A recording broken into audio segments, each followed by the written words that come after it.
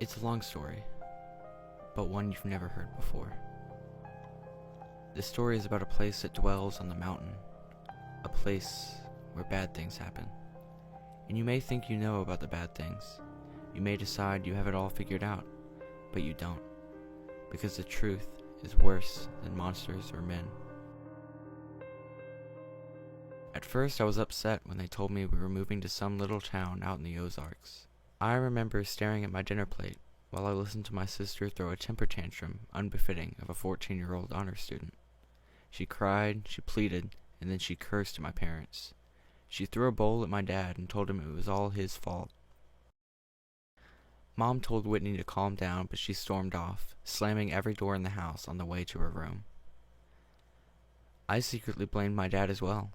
I heard the whispers too.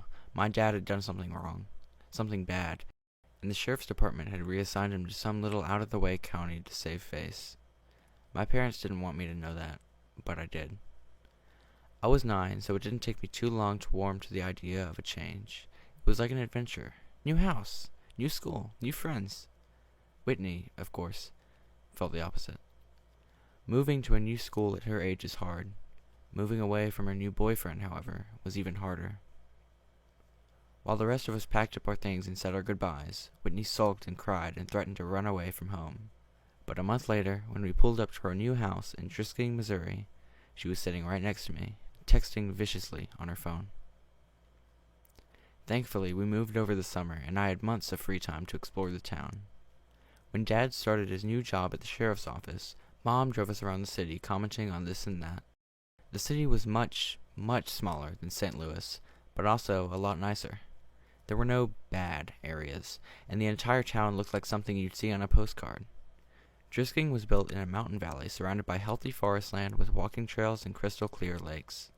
I was 9, it was summer, and this was heaven. We'd only been living in Drisking a week or so when our next-door neighbors came to introduce themselves. Mr. and Mrs. Landy and their 10-year-old son Kyle. While our parents talked and drank mimosas, I watched the Landy's lanky, red-headed son hung out in the doorway, shyly eyeing the PS2 in the living room. Do you play?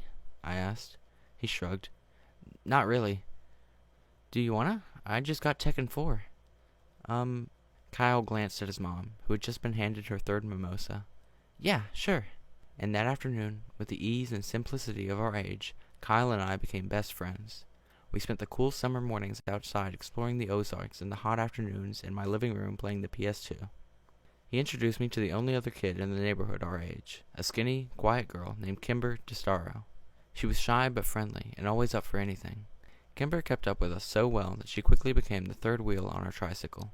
With my dad at work all the time, my mom consumed with her new friendships, and my sister locked in her room all day, the summer was ours to take, and take it we did.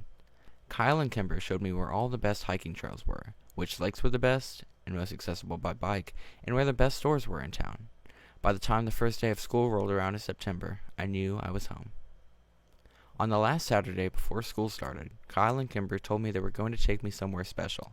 Somewhere we hadn't been yet. The Triple Tree. What's a triple tree? I asked. It's a totally awesome, totally huge treehouse out in the woods, Kyle said excitedly. Whatever, Kyle. Come on, guys. If there was a freaking treehouse, you would have showed it to me already. Nuh-uh, we wouldn't have, Kyle shook his head. There's a ceremony for first-timers and everything. Kimber nodded eagerly in agreement, her dark orange curls bouncing off of her tiny shoulders. Yep, it's true, Sam. If you enter the treehouse without the proper ceremony, you'll disappear and then you'll die. My face fell. Now I knew they were making fun of me. That's a lie. You guys are lying to me. No, we're not, Kimber insisted. Yeah, we'll show you. We just have to get a knife for the ceremony, and we'll go. What? Why do you need a knife? Is it a blood ceremony? I whispered. No way, Kimber promised. You just say some words and carve your name into the triple tree. Yep, it takes like 1 minute, Kyle agreed. And it's a really cool treehouse? I asked. Oh yeah, Kyle promised. Okay, I guess I'll do it then. Kyle insisted on using the same knife he used during his own ceremony, but we paid a price to get it. Miss Landy just happened to be home with her youngest son, Parker, and despite Kyle's many objections, his mother insisted he take his 6-year-old brother with him. Mom, we're going to the treehouse. It's only for older kids. Parker can't go. I don't care if you're going to see an Exorcist movie marathon. You're taking your brother with you. I need a break, Kyle. Can't you understand that? And I'm sure your friends won't mind. She flashed Kimber and me a challenging look. Right? No, not at all, Kimber said, and I nodded in agreement. Kyle made a loud, dramatic sigh and called his brother. Parker, put your shoes on. We're leaving now. I met the youngest Landy several times before and found that he was as unlike his older brother in looks as in disposition. Where Kyle was a wild, excitable fireball with hair to match, I found Parker to be an anxious, fidgety boy with small eyes and dark brown hair. We got on our bikes and made our way to a lesser-known hiking trail a few miles away. I had asked before where the trail led when we had ridden across it several weeks before, and Kyle had given me the underwhelming answer of, nowhere interesting. We pulled up to a trailhead and leaned our bikes against a wooden signpost which read, West Rim Prescott, or Trail. Why are there so many trails around here named Prescott? I asked. Is this Prescott Mountain or something? Kimber laughed. No, dummy. It's because of the Prescotts. You know, the family that lives in the mansion up on Fairmont. Mr. Prescott and his son Jimmy own like half the businesses in town. More than half, Kyle agreed. Which ones? Does he own the GameStop? The only store in Drisking I really cared about. I don't know about that one. Kyle wound a lock around the 4 bikes and clicked the bar into place, then spun the numbers on the dial. But like the hardware store, the pharmacy, Gilton's on 2nd, and the newspaper. Did they start the town? I asked. Nah, mining started the town. I want to go home. Parker had been so quiet I'd completely forgotten he was there. You can't go home, Kyle rolled his eyes. Mom said I had to bring you. Now come on, it's only like a 2-mile walk. I want to take my bike, Parker answered. Too bad, we're going off trail. I don't want to go. I'll stay with the bikes. Don't be such a wussy. I'm not. Kyle, be nice, Kimber hissed. He's only 5. I'm 6, Parker objected. I'm sorry, 6. You're 6. Kimber smiled at him. All right, fine. He can hold your hand if he wants, but he's coming. Kyle turned and started up the trail. Parker's face fell into an undignified frown, but when the charming Kimber stuck her hand out and wiggled her fingers at him, he took it. Kyle was right. It wasn't a long walk. Only a half-mile down the trail, and then another half-mile hike on a well-tread path up the mountain. It was a steep climb, though, and by the time we got to the treehouse, I was winded. What do you think? Kyle asked excitedly. I studied the tree as I caught my breath. It's pretty awesome, I smiled, and it was. They hadn't lied. The treehouse was the biggest I'd ever seen. It had multiple rooms, and there were actual curtains in the windows. A sign above the door said, Ambercott Fort, and a rope ladder hung before the threshold, missing several planks. I'm going up first, yelled Parker, but Kimber caught his arm. You have to do the ceremony first, or you'll disappear, she reminded him. That'd be fine by me, Kyle grumbled. I was eager to get into the fort myself. Give me the knife, I held out my hand. Kyle smiled and dug the switchblade out of his pocket. There's some space in the back to carve your name. I opened up the knife and walked around the tree, looking for an empty spot. There were so many names on the tree that I had to crunch down and look near the bottom since I couldn't reach any higher. I spotted both Kyle and Kimber's carvings on the tree, and I finally found a spot I liked near the ladder. I bit my tongue and carved Sam W. into a blank piece of bark underneath someone named Paul S. Parker went next, but had so much trouble with the knife that Kyle had to do it for him. All right, let's go. I ran over to the rope ladder. Wait, Kyle yelled. You have to say the words first. Oh, yeah. Okay, what are they? Kimber sang them out. Underneath the triple tree, there is a man who waits for me, and should I go or should I stay, my fate's the same either way. That's creepy, I said. What does it mean? Kimber shrugged. No one knows anymore. It's just tradition. Okay, can you say it one more time? Slower? Once Parker and I had recited the poem, we were ready to go. I climbed the rope ladder first and took stock of my new surroundings. The treehouse was more or less empty, just a dirty rug here and there and some trash, old soda cans, beer cans, and fast food wrappers. I went room to room, 4 in total, and found nothing of real interest until the last one. An old mattress lay in the corner, and piles of musty, ripped clothing scattered the floor. Did a hobo live here? I asked. Nah, this room has been like this for as long as I can remember, Kyle said from the doorway behind me. It smells gross, I said. Kimber walked up to the threshold, but refused to go any further. It's not the smell that freaks me out. It's that. She pointed up to the ceiling, and I raised my eyes to read what was written there. Road to the gates of hell, mile marker 1. What does it mean? I asked. It's just older kids being dicks, Kyle said. Come on, I'll show you the best part of the treehouse. We walked back to the first room, and Parker looked up at us and smiled, pointing down to what he'd clumsily carved into the wooden floor. Fart, Kyle read. That's hilarious, Parker.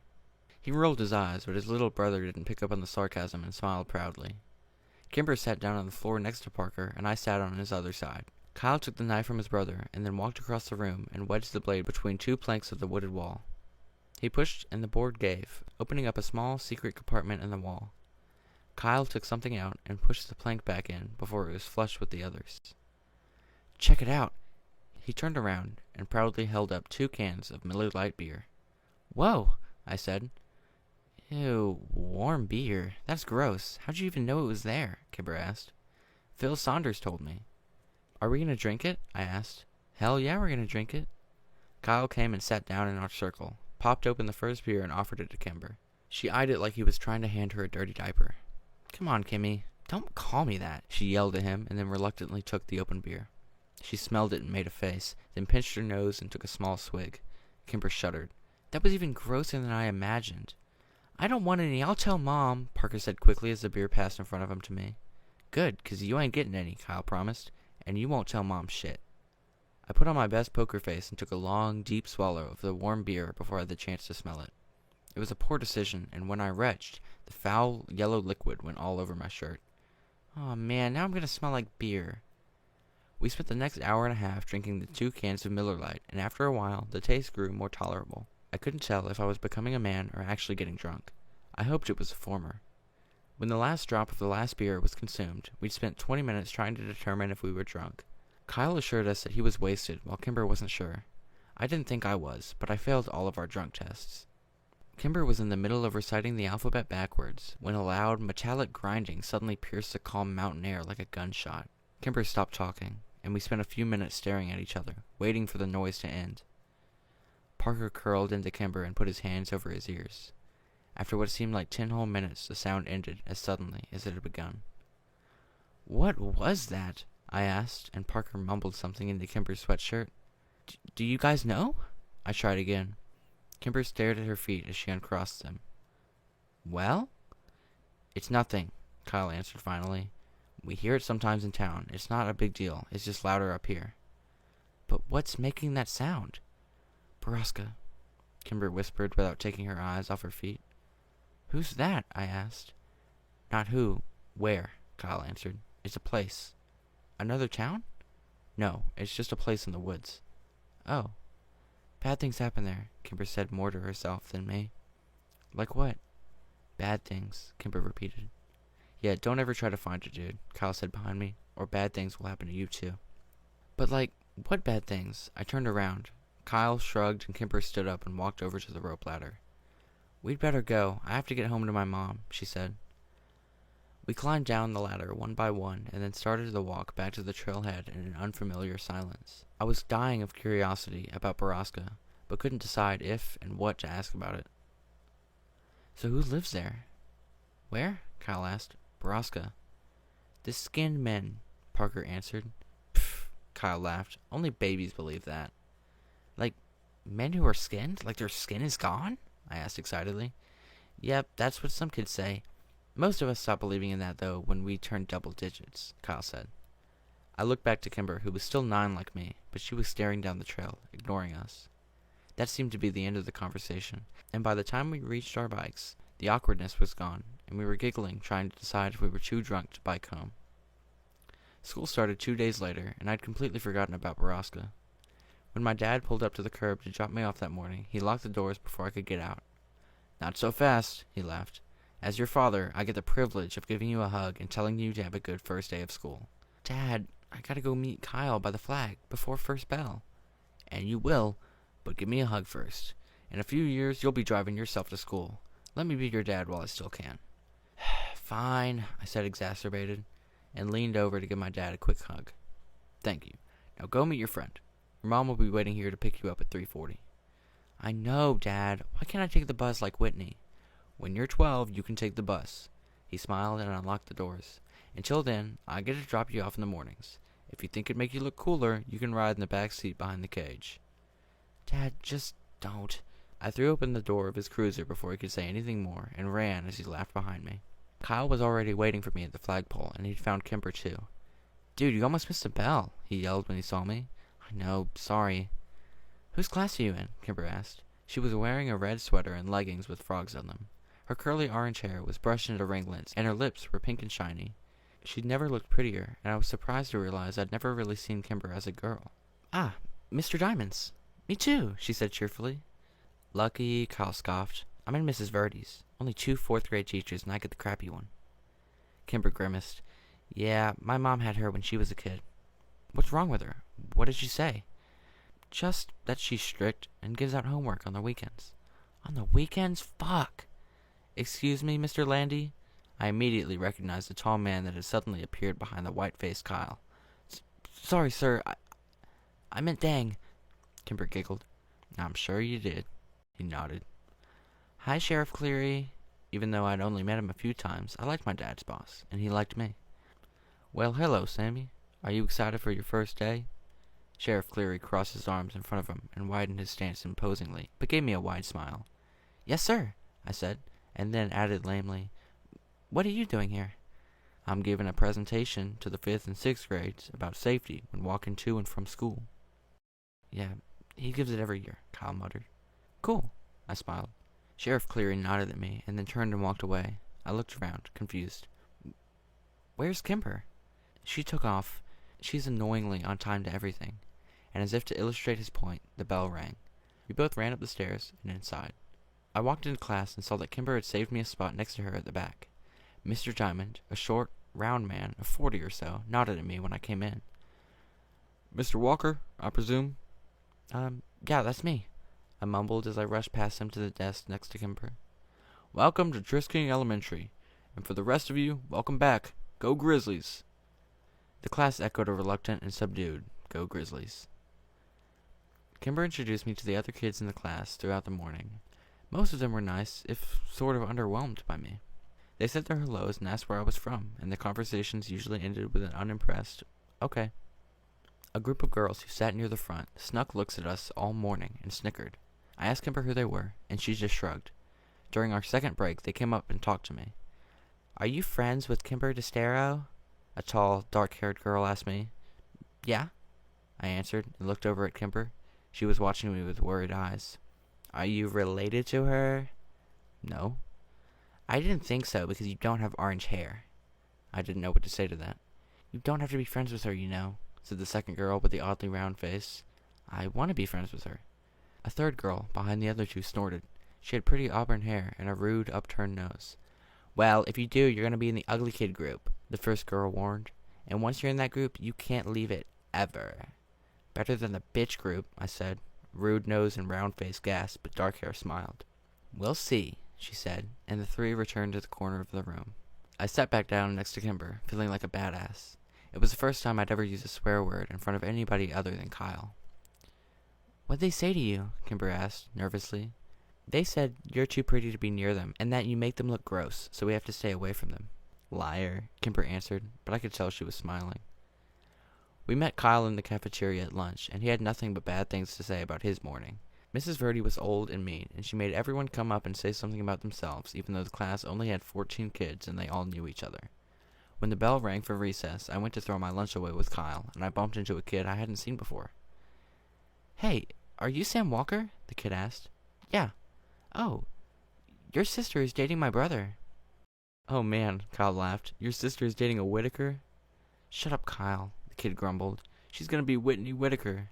As funny as it was, I couldn't help but be a little surprised. Not that I'd been paying attention, but I'd only seen Whitney out of her room once over the summer. Where did she meet him?" I asked the Whitaker kid. "I don't know. Probably at his job." "His job where?" "He works at Drisking Water." It didn't make any sense to me, but I shrugged it off. I did remember my mom giving Whitney some menial tasks like getting the car washed and setting up some utilities to get her out of the house. Maybe she met him once and they started dating over text. Teenagers were weird. The rest of the school week followed much like the first. We were well into the first month when I heard someone mention the skinned men again. We were out on the playground and Kyle and I were trying to start a fire with 2 large wood chips. I'd just given myself a splinter when the distant sound of metal grinding on metal flooded over the playground. silencing every one of us. "Borrasca," I said in awe. "Yep," said Phil Saunders. "The skin men kill again." "Hey, Kyle said only babies believed in the skin men." I threw an accusatory look at Kyle. "They do. Phil is just stupid." "I'm not. Ask Danielle. She's seen them." Phil scanned the playground and then yelled at a blonde girl talking to a rude nose. "Hey, Danielle, come over here." The blonde girl rolled her eyes but came skipping over anyway. "What do you want? I told you Kyla doesn't like you, Philip." "Shh, no, tell them about the skin men." Phil gestured to the air around us, which was filled with the metallic scraping coming down the mountain. "You tell them." "No, you saw them, so you tell them." "I didn't see them. Paige saw them." "Oh," Phil said, and an uncomfortable silence descended. "You guys are weird," Danielle said before flipping her hair in our faces and leaving. "Who's Paige?" I asked when she'd gone. "Her sister," Phil said. "Paige disappeared when we were like 5, Kyle said. "After she saw the skin men," Phil added. The sounds from the mountain abruptly ended, and the subdued atmosphere of the playground disappeared with it. When the bell rang, Kyle lined up in his class line, and since Phil was in my class, I made sure I was behind him. The teachers began to count us off. "Hey, what else do you know about Borrasca?" I whispered to him. "My brother said that that's where people go when they disappear. To Borrasca." "What happens to them there?" "Bad things," he said, and then shushed me when I asked him what that meant. The year dragged on, and it wasn't until Christmas break that I heard the machine at Borrasca again. It was December, and there was a thick blanket of snow on the ground, which only served to amplify the noise from the mountain. I sat in my room, listening to it for a few minutes, trying to decide what was happening in the place that bad things happen. I saw my dad's cruiser pull up out the window, and went down the stairs to greet him. As I passed my sister's door, I heard her giggling in that annoying teenage girl way, and I cringed. I hoped Kimber never got like that. "Dad!" I skidded on the landing, just as he opened the door. My dad stomped the snow off his boots and threw open his arms. "Sammy, how many years has it been?" he joked. It was true I hadn't seen much of my dad lately since he was working so much. Doing what? I didn't know, since this was the quietest, lamest town ever. Mom thought the sheriff was grooming Dad for his job, since Clary was so old, and Dad never really agreed or disagreed with her. He'd only been at the department for 7 months after all, and he doubted people in this county would vote for him. "Hey, Dad, do you hear that? That, machine-sounding noise?" "Yep, I hear it in town every now and then." "Do you know what that is?" "I asked the sheriff about it, and he told me the noise comes from private property up in the Ozarks." "Is the property called Borrasca?" I said quickly. "I have no idea. Borrasca? Where'd you hear that?" I shrugged. "Kids at my school." "Well, it's nothing to worry about, Sammy. Probably just some logging equipment." "But is the place called Borrasca? Have you heard that name before?" "No, I have not heard that before." Dad pulled his boots off and shrugged off his coat. Looking towards the kitchen, I could tell I was losing him. "Have you ever heard of the skinned men?" I asked quickly. "Skinned men? Good God, Sam. Is your sister telling you these stories?" "No." But he wasn't listening to me anymore. "Whitney!" he yelled up the stairs. "No, Dad, Whitney doesn't even talk to me," I repeated. I heard a door creak open upstairs, and Whitney peered over the railing, phone in hand, and an annoyed look on her face. "Are you trying to scare your brother?" Dad demanded. "Dad, no," I said again. Whitney shot me a betrayed look. Seriously? As if I'd waste my time." "You aren't telling him stories about skinned men?" "No, Dad, I told you I heard it at school," I said. Whitney gestured to me, as if to say, "See?" "All right. Well, you kids need to start getting along. You're family, for Christ's sake." Whitney rolled her eyes, and when Dad walked into the kitchen, she stuck her tongue out at me. "Real mature, Whitney," I yelled up at her, but she was already gone. "I'll tell Dad about your boyfriend." Christmas came and went with surprising smoothness at our house. Whitney and I got everything we had on our list, which was a first for us. The town may be smaller, but Dad's paychecks were clearly better. I wore my new Rams parka on the first day back to school after Christmas break. Kyle fawned over it, and Kipper showed off the blue pearl necklace her mom had gotten her for Christmas.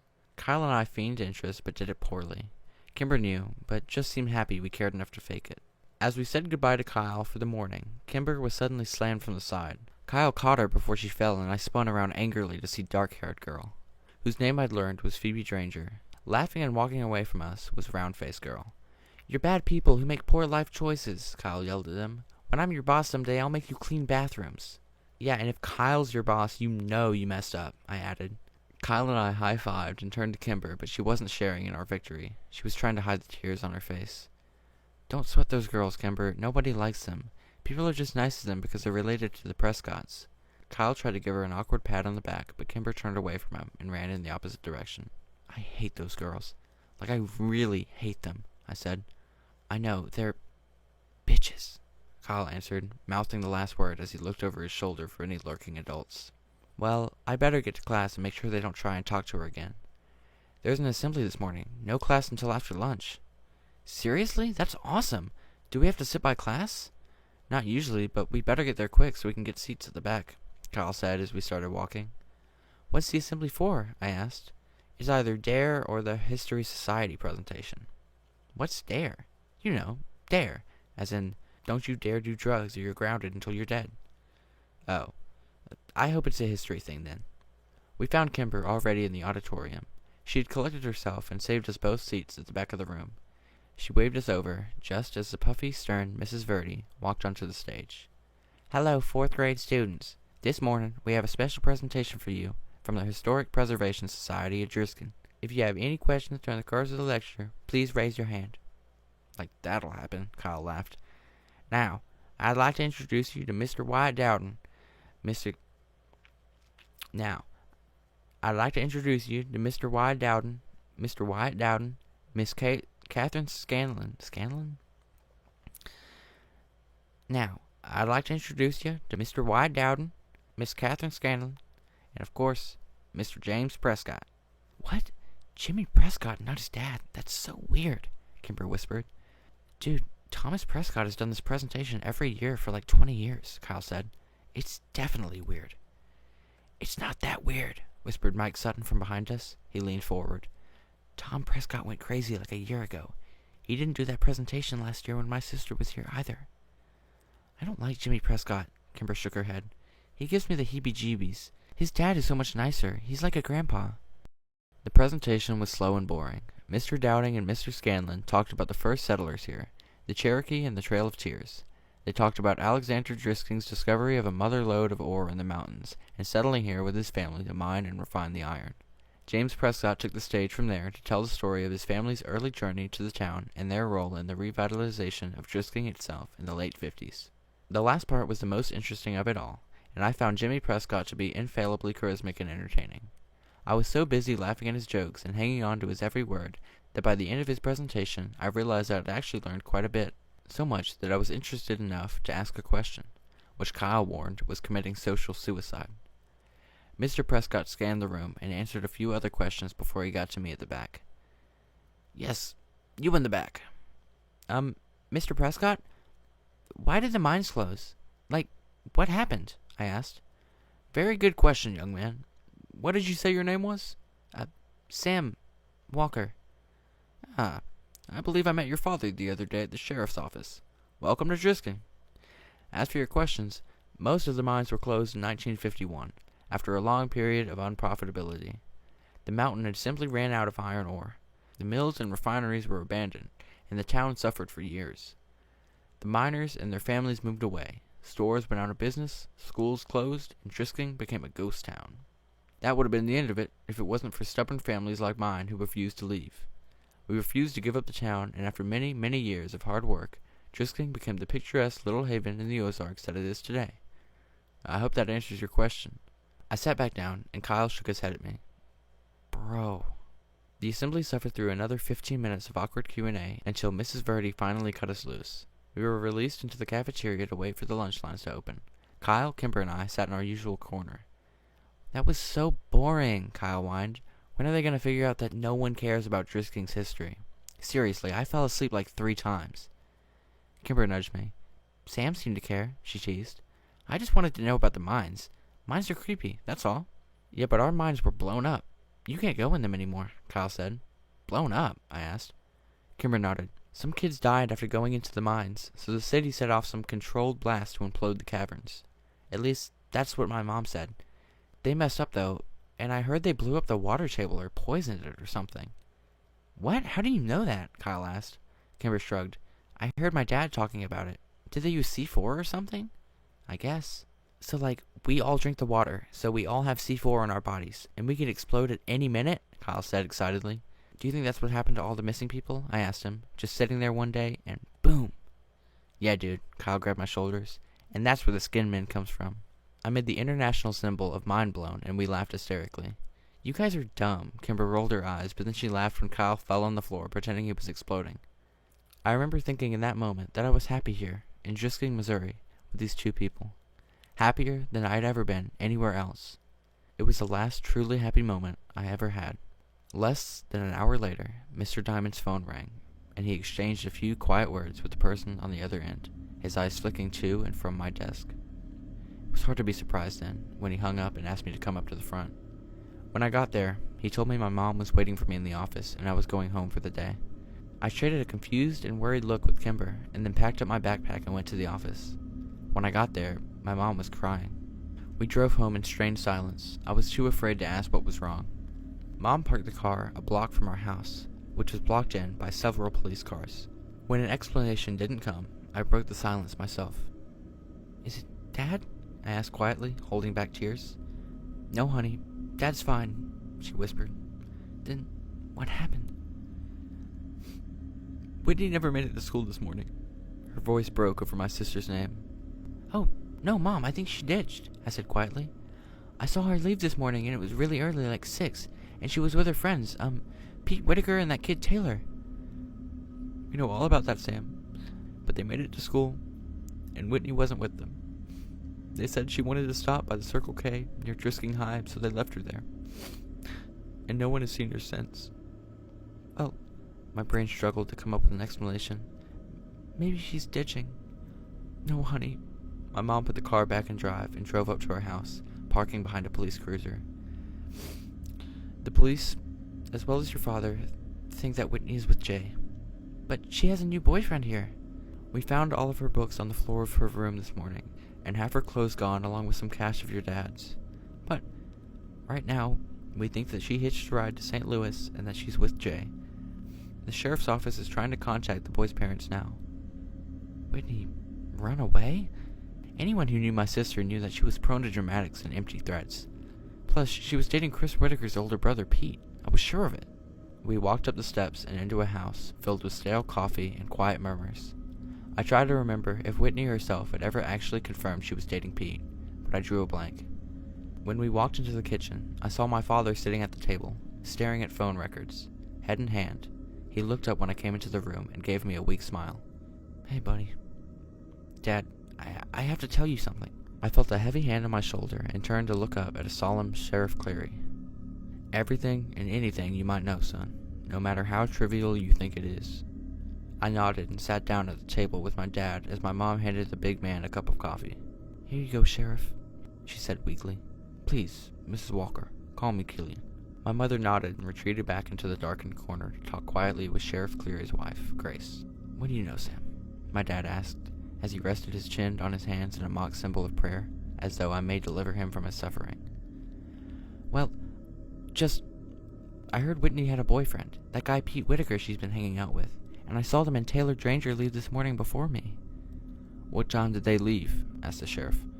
I don't know, like, before 6. He nodded. That matches the statements of Taylor Dranger and the Whitaker boy. My father's head sunk lower into his hands, and I knew I'd let him down. But, I rushed, I don't think she went back to St. Louis because she was dating Pete, and I don't think she wanted to be with her boyfriend back home anymore. I understand that, son, but a teenage girl's mind is a complicated thing. My officers are trying to get a hold of the boyfriend's family back in St. Louis. Cleary nodded to my father. Now why don't you head up to your room and let us work, Samuel? I looked up at him in surprise. What? No, I want to stay down here. I can help. No, son. There's nothing more you can do here. You've been a good brother. Now let us handle this. But I can help. You already have. Dad! I looked over at my dad with begging eyes. Go to your room, Sam, he said quietly after a moment. I balked. Dad! Now. I was so angry, I did the only thing that I could have to make my rage known. I stomped upstairs, slammed the door, and then sat on my bed in disbelief. The tears came then, and I laid there feeling helpless, worthless, and scared for my sister. I thought about all the places Whitney could be. Was she scared? Was she alone? Was she dead? When the sun began to set, I finally got out of bed and went to check my email. I was expecting lots of messages from Kimber and Kyle, but there was only one.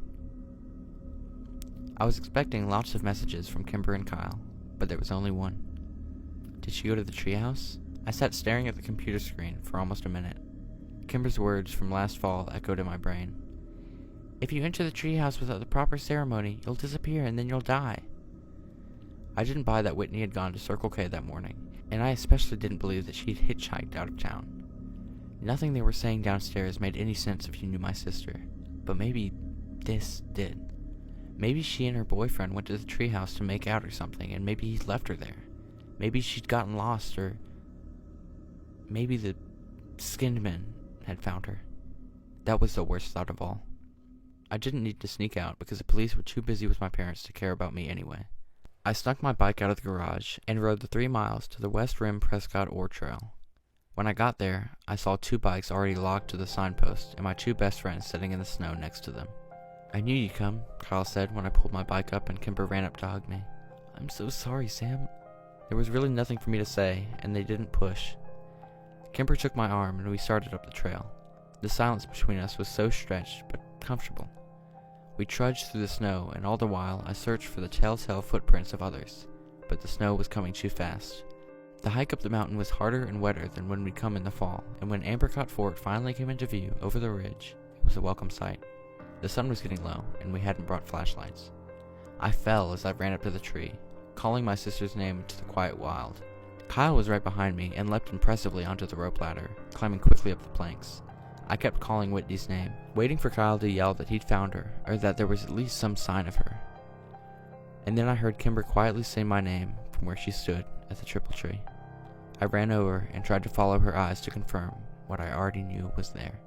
And then I found it, freshly carved near the top. Whitney W. My breath froze in my chest and my vision blurred with unwelcome tears.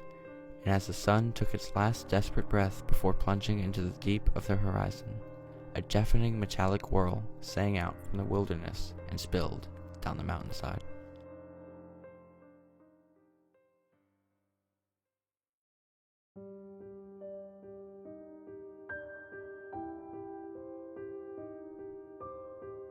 Underneath the triple tree, there is a man who waits for me, and should I go or should I stay, my fate's the same, either way. Good morning. The words faded into the back of the ether, and I awoke with a start. Jimmy Prescott was lounging against the wall near the door, an amused yet disapproving look on his face. Shit. Sorry, Mr. Prescott. I didn't hear you come in. You know, I worked here when I was a kid, too. I installed the bell on the door for this very reason. Didn't seem to wake you up, though, he laughed. I mumbled another apology and idly straightened a stack of business cards in front of me. Late night? Kinda. Very. I hope you weren't out at the bonfires with all the other underage drinkers. No, sir.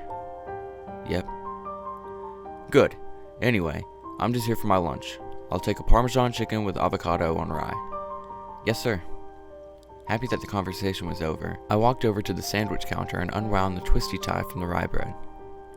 Jimmy Prescott stepped back from the counter and idly studied the pictures on the wall, though he'd seen them 1,000 times before. More of the photos were of the Prescott family, taken over the last century. I'd always thought it was odd decor, but then the shop was named after them after all.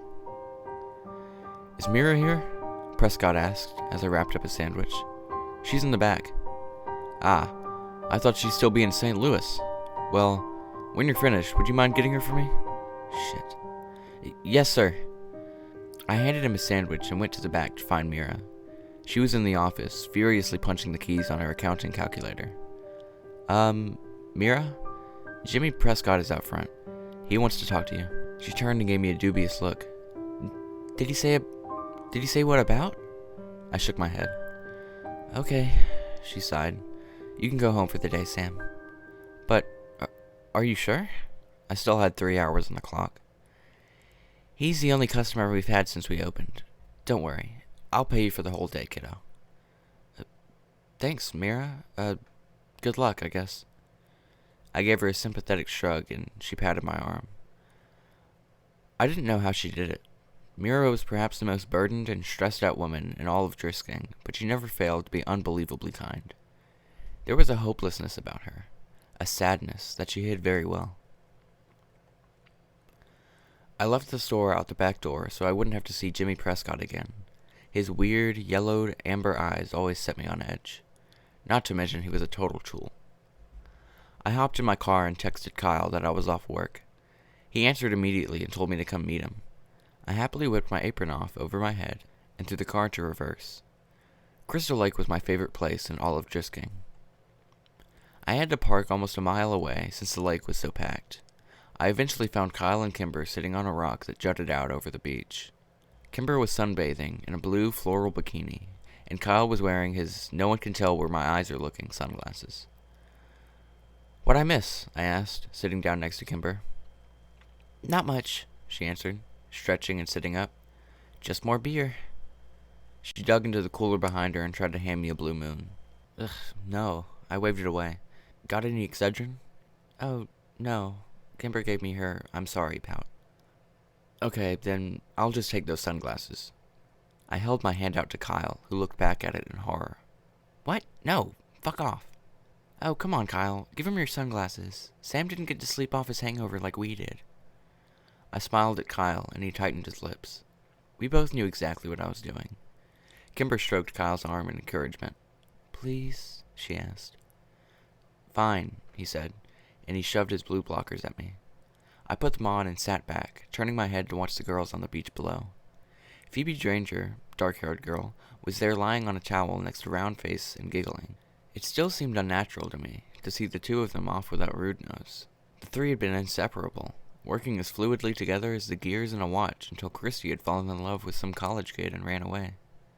"So, why'd you get off work early?" Kyle asked. Prescott came in. "Ew," Kimber squirmed. "He totally freaks me out. He's been staring at me since like 5th grade. Next time he stares at you, let me know and I'll knock him the fuck out." Kyle had always been protective over Kimber, but ever since they'd started dating, it had gotten 10 times more unbearable. Kimber winked at him. "So, what did he want, Sam?" "He wanted to talk to Mira, probably about the sandwich shop." "You mean how no one goes there and the business should have closed years ago, but it won't because the Prescotts are stubborn and vain?" Kyle said. "Yeah, probably. I mean, she looked pretty worried. I can count on one hand how many sandwiches I've sold in the past month." "Ouch," Kimber grimaced. "Yeah, I'm pretty sure she's gonna get chewed out. I really don't like that guy." I thought about the squirmy, yellow-eyed freak yelling at sweet little Mira, and it made my blood boil. "You should have met his dad," Kyle snorted. "He was a piece of work." "His dad?" "Yeah, Tom Prescott," Kimber said. "The family put him in a home a few towns over. Why is he in a home?" "I heard he got dementia and he was embarrassing the family in public," Kyle said. "I heard that too." Kimber brushed her long curls off her shoulders. "I always liked Tom Prescott. It was a pretty shitty thing to do." "Hey kids." We turned in unison to see Phil Saunders come stomping out of the bushes behind us, with Mike Sutton following behind. "So this is where the cool people hang out, high above the kingdom on Pride Rock." "Sup, Mike," Kyle said, ignoring Phil, whom he disliked ever since Phil had briefly dated Kimber. Phil was either unaware of or uninterested in Kyle's feelings. Of course, that may also have been because Phil was stoned out of his mind most of the time, and now was no exception. They sat down next to us and Mike offered me his pipe. "Want to hit this?" I did want to hit it, and pretty badly too. I reached up to grab it, but Phil swatted my hand away. "Careful, guy. You don't want to get the sheriff's son high. For fuck's sake, Mike." Mike nodded knowingly and shoved the pipe back into his pocket. I scowled. "Really?" "Sorry, Sammy. Hell, the only reason I'm even smoking around you is because today is my cousin's death anniversary, and I don't give a shit about anything else." "Your cousin Hannah?" Kimber asked with a sympathetic look. "Yep. 5 years she's been gone." "Too many people disappear in these woods, man," Mike said as he exhaled a cloud of smoke. "Yeah, man," Phil nodded. "You know, sometimes when I'm high, I can see them all, and I feel like I just know the answer to the mystery, man. Like, I'm so close to solving it. It's just something I can see. Like, they're all puzzle pieces, and in my mind I can see the puzzle put together, but I can't tell what the picture is of, you know?" "You're fucking high, Saunders," Kyle said. "We all are, man. We all are. Everyone in this town is drinking the fucking Kool-Aid." Kimber raised an eyebrow at him, but said nothing. Everyone except the dead ones. I can see what they looked like before they went to the ground. Or is it the grounder? Shit, I don't know, man, Mike said to the space in front of him. Yeah, I see all those people. Hannah, Paige, Jason Medley. Hell, I even see your sister, Walker. Kyle, who I knew had been monitoring the conversation for mention of this very thing, sprang to his feet and opened his mouth to yell at Phil. Nah, Whitney Walker ran away to St. Louis, remember? Mike said. I saw Kyle and Kimber exchange a quick look as I tried to remain impassive from behind the blue blockers. That true, man? Phil asked, and there it was. I knew Kyle and Kimber had always wondered what I thought about Whitney, and if I'd ever accepted the official statement that she and Jay had run away together. They were kind enough not to bring it up, but I knew they wanted to know what I believed, what I thought had really happened. I loved them both, and wanted to talk to them about it, but I just couldn't. Everyone thought I had spent the last 7 years quietly grieving, and that I'd put the incident behind me. At least, that's what I tried to show them. The truth was that I'd never given up on Whitney. I'd waited years for Jay to show up on social media, and when I finally found him last year, I'd been devastated. I'd always hoped the official report was right, and that Whitney was somewhere far away from here, happy and alive with Jay Bauer. But his MySpace page showed a thriving teenager, still living at home with his parents, his ex-girlfriend Whitney the furthest thing from his mind. When I'd brought the evidence to my dad, he'd read the pages I printed off and then shut the door to his office with me on the other side. I heard him crying in there for hours as I waited for him to reopen the case and bring the smackdown on the Butler County Sheriff's Department. Justice had never come, and we never mentioned Jay Bauer again. For whatever reason, I never told Kyle and Kimber about any of that. Maybe it was because I was worried they'd blow it off like my dad had, or maybe, and far more likely, I didn't want them to know how obsessed I'd become with Borrasca and the Skinned Men. I knew, as assuredly as the sun would rise tomorrow, that Whitney's death had happened there, just like all the others who'd gone to the Triple Tree. I was suddenly very aware of the 4 pairs of eyes staring at me. Yeah, it's true. She ran off with this guy, Jay, from our hometown, I answered. That was enough for Kyle. Alright guys, seriously, he's a sheriff's kid. What do you think's gonna happen if he gets caught with weed? The little man is right, Phil. Let's bounce. I don't need any more trouble with the cops around here, Mike said. Later, Walker, Kimber, little man, Phil stood up, brushed off his pants, and jumped from the boulder onto the sandy beach below. He sprayed sand all over a couple of freshman girls who squealed and called him an unthoughtful ass. Phil tipped his invisible hat to them and said, "Ladies," before walking off. Mike followed him down, and as I watched them make their way down the beach, I became aware of the conversation going on behind me. I didn't say I wanted to go. I said I had to go, Kimber said. It's only 2 o'clock, and it's Sunday. I know, but my parents have been fighting a lot lately. I don't want to leave my mom alone too long. I thought she was doing better. A little, but she's still depressed, Kyle. Do you want to stay over at my place tonight? Kimber's voice dropped into a whisper. I don't think I'm ready for that yet. What? No, that's not what I meant. I'd sleep on the pull-out in the basement, and you would have my room. Very awkward silence. My parents love you too, you know, he added. Kimber laughed. I know. I just want to be there for my mom right now. But thank you, sweetie. And then the absolutely disgusting sound of my best friends kissing. I would never get used to it. Ugh. Well, on that note, I'm out of here too. I stood out and gave them both a shaming look. Oh, come on, Sam. Don't be jealous. We'll find you a girlfriend someday, Kyle joked. I really don't need your help with that, I muttered, glancing down the beach to where Emma Adler was sunbathing. I'll see you guys tomorrow. Last week of school, Kimber yelled at my retreating back. Thank God. Tomorrow was the last Monday of the school year, and while I should have been thankful my sophomore year was ending, I wasn't. The summer meant no distractions, more time to think, and even more hours of boredom at Prescott Artisan Sandwiches. But I wasn't looking forward to tomorrow for another reason. Besides it being Monday, it was also sophomore ditch day. My dad had caught on to that several weeks ago and warned me to set a good example, and to go to school that day.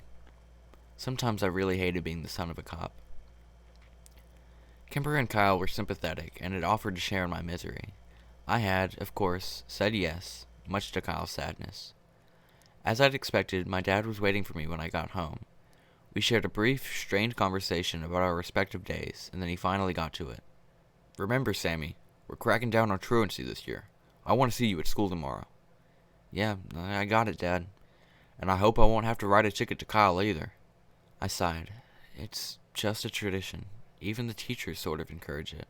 On Friday they said, "I don't care what they said, Sam. Besides the fact that I'm the sheriff, I'm also your father, and I want my son in school." I laughed and shook my head. What a joke. I can't control what Kyle does. Fair enough, but you can control what you do. I said nothing and Dad sighed. It's almost over, Sam. Just get through these last 5 days and you can be done with school for a few months. Fine. I walked out of the kitchen, rudely ending the conversation. I climbed the stairs and passed by Whitney's door on the way to my room. The light was on and silence was behind it. I knew my mother was in there. She was always in there, doing God knows what. I walked to my own room, shut the door behind me, and locked it. The next day at school ended up being more embarrassing than anything else. There were a few people that hadn't skipped, maybe a total of 10 of us, and the looks they shot at me made it clear that my dad was the reason they were there. Kimber, great friend that she was, happily went to her classes like it was a normal day. Kyle attended all of my classes with me. The teachers, who had been looking forward to an easy day, couldn't have cared less. Just before lunch, an officer came to all the classrooms and asked for copies of the attendance sheets. Dad really wasn't kidding about cracking down this year. I was going to get shit from people all summer. At lunch, Kyle and I went out to my car to smoke. Usually we were hidden by dozens of large pickup trucks, but today we were out in the open and vulnerable. I moved the car back to a shady corner of the parking lot, and Kyle pulled out his bowl. "Did you text Kimber?" I asked him while he hit it. "Yep," he said, through tight lips, as he let the smoke sit in his lungs and then blew it out all over my dashboard. "She went home around 4th period. She said her mom called her and she was going to go home to take care of her. I don't know, man." "Doesn't her mom hate you?" I asked, taking my turn with the bowl. "Yeah, I mean, that's a fairly new development, ever since Kimber and I started dating, but I'm pretty sure she's always hated me and just hid it better before. Now that she's all depressed and whatever, she doesn't give a shit." It was hard to picture anyone hating Kyle. Why can't Kimber's dad take care of her? I don't know. I hit the pipe again. "Hey man, let's not even go back today," Kyle said. "You think?" I asked. "Yeah, I mean, you put in 4 periods, you've been a good son, and Officer Dick-Ass already came around and collected the attendance sheets." "Dick-Ass? Really? You're better than that, man." "Officer Ass Dick. You're fucking baked, Kyle. Seriously, man, let's go." I thought about it for a second. Kyle was right. I'd done my duty as a son, and if I left now, I'd have enough time to go to GameStop before work. Fuck it. I turned on the ignition. Kyle sat up in his chair and rolled down the window to clear out the smoke. "Hey man, can you drop me by Kimber's?" "Sure, but how are you gonna get home?" Can you come get me after work?" "What if her mom throws you out again?" Kyle rolled his eyes. "That was one time. Why can't I just drop you off at home and you can take your own car?" "It needs new tires." New tires, of course. What Kyle really meant was that his insurance had lapsed and he didn't have any money for gas anyway. He'd bought the car last summer after working double shifts at the convenience store for half a year. It was an okay car, newer, but I knew he only wanted it to impress Kimber, something he'd vehemently denied. Had it worked? Not in my opinion. They'd started dating in the fall, and Kyle quit his job to spend more time with her. Kimber didn't seem like the kind of girl to be impressed by a Pontiac Bonneville, but Kyle was convinced that that's how he'd won her over. I was sure all the car had really done was give him the confidence to ask her out, and now that his part in their romance ended, the car sat in the garage of the Landy home, collecting dust instead of memories. GameStop didn't have what I wanted, and neither did Driskin Games and Media. Since I had nothing else to do, I decided to show up to work early and hope that Mira would let me leave early too. I parked in front and walked in the door, surprised to see no one at the front counter. There were only 3 of us that worked at the shop, and sadly I never got to see the other girl, Emmeline, who worked on the days I didn't. This was disappointing to me, since she was half the reason I had applied there in the first place. I went into the back to tell Mira I was there, and found her slumped over her desk on a pile of receipts and paperwork. This wasn't an unusual way to find Mira, but something seemed different today.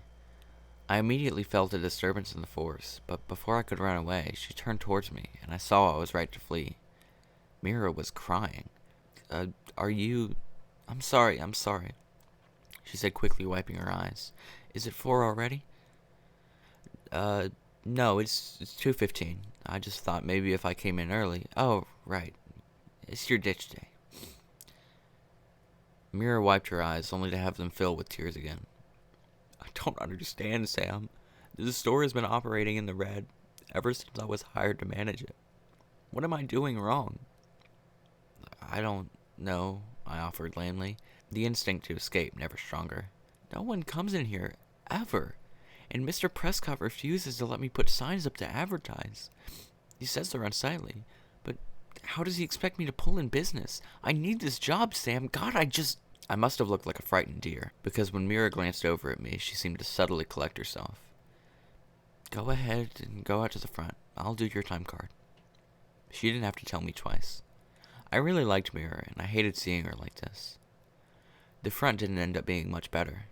I could hear Mira crying over the store's dated music track. Her sobs went from painfully audible to muffled whimpers. After half an hour, I decided I had to do something. Since I was entirely unequipped to deal with an adult woman's emotions, I decided to call Mira's husband, Owen. He was thankfully at home and answered on the second ring. I'll be right there. I breathed a sigh of relief when I heard a car pull up outside and saw the tall, girthy Owen get out of it. He walked in during a quiet lull in his wife's breakdown. I'm sorry to call you at home, Mr. Daly. I just didn't know what else to do. That's okay, Sam. You did the right thing. He looked tired, and I could tell the situation wasn't new to him. Is she okay? I mean, will she be okay? Oh, yeah, he nodded. We're just going through some things. Oh, Mira said the store is going bankrupt, too. I winced as soon as the words were out of my mouth. Yeah, Owen ran a hand through his hair. That's part of it. Although I don't think Jim is going to let that happen. Mira is more upset about... He sighed. Has Mira told you about her, appointments? No. Well, we've been trying to get pregnant for years. Long, painful years. It's just so goddamn important for her to have a baby. And she blames me for our problems?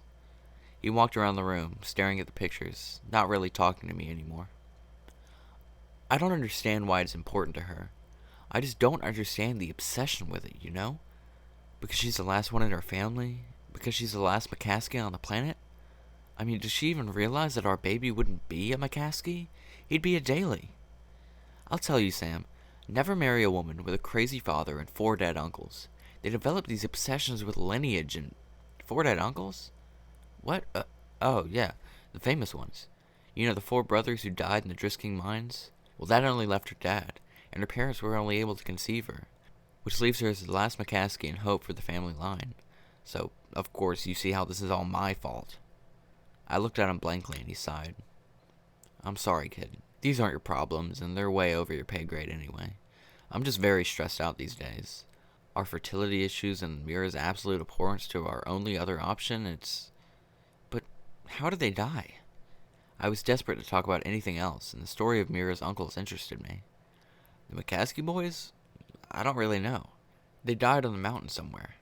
Oh, well, have you heard of the Skinned Men? Skinned Men? Yeah. I don't think so. What about Borrasca? Owen Daly squeezed his eyes shut and pushed in on his temples with his fingers. What? What does a Borrasca have to do with anything? Owen... Mira's voice squeaked from the doorway. Oh, baby, are you okay? Sam called the house. I want to do it. You do? Owen asked dubiously. I called him. His eyes flicked over to me and I immediately looked away. Another conversation I didn't want to be a part of. Sam, why don't you take off for the day? Mira and I will handle things here. Oh, okay, I mumbled and bolted for the door. Once I was in my car and backing away, I called Kyle. Dude, fucking weird shit is going on in this town. What happened? I can't explain it over the phone. Where are you at? I'm at Kimber's. Are you off work? Yeah, I'm coming to get you. By at Kimber's, Kyle meant sitting on the curb in front of her house, kicked off the property again. When I pulled up, Kimber came out and met us at the curb. I'm so sorry, Kyle, she said. She's really upset today. She wouldn't even let me leave the house to sit with you. It's okay, he said. Don't worry about me. I just want to make sure you and your mom are okay. We're okay, and my dad will be home soon. Text us when he comes home and we'll come get you, I said. I wish I could. I'm babysitting tonight until 7:30. Maybe after that? Sure. Kyle and Kimber hugged goodbye, and then Kimber rushed back to her house as something crashed inside. So, what's going on? Kyle asked, taking a drink of a warm Dr. Pepper sitting in my cup holder. You're still wearing your apron, you know. Mira had a breakdown, I said, peeling it off. Really? What happened? I told Kyle the full story, giving particular attention to the 4 uncles. Yeah, the McCaskies. I've heard of them. Didn't know Mira was one. Though, I thought they were all dead. Yeah, she's the last one. So, do you think the McCaskey desks have anything to do with the other disappearances? It had been a while since I'd mentioned anything about Borrasca, and Kyle choked a little on the Dr. Pepper. I don't know, man. I mean, maybe if the disappearances started around the same time, how can we find that out? Maybe the cops? There have to be police reports. Okay, but what if I couldn't ask my dad? Kyle shook his head. I don't know then. What about, records? The Historical Society people, maybe? Oh, yeah, he said, nodding. We can try them. They're over on 2nd. They share an office with Drisking Arts and Antiques. I made a U-turn and started back towards town. Hey, why are we doing this? I'd known the question was coming. I'd hoped to have more answers myself before I had to give him one. Just Whitney was all I could say. Kyle didn't ask anything more. The Historic Preservation Society of Drisking was at the back of the building, and we had to walk through the antique shop as the owner, Mr. Dranger, eyed us warily. At the end of a short hallway, we found a smaller room with 2 desks pushed together. One was empty, and the other was stacked high with books and folders of loose paper. We could hear someone typing behind the stacks. I cleared my throat. Hello? A small woman popped up from behind the desk. I recognized her as the same woman who had given us a lecture in 5th grade. Hello, how can I help you boys? She asked, walking out to greet us.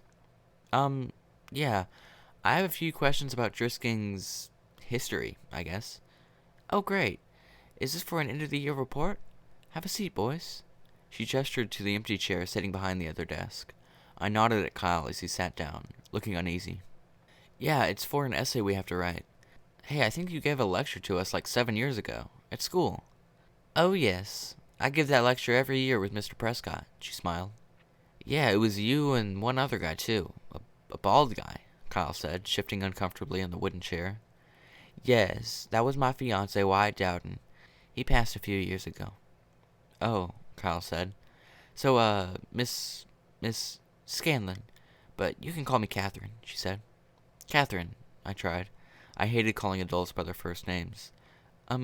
We want to know about the McCaskey kids. Oh, Catherine said, shaking her head.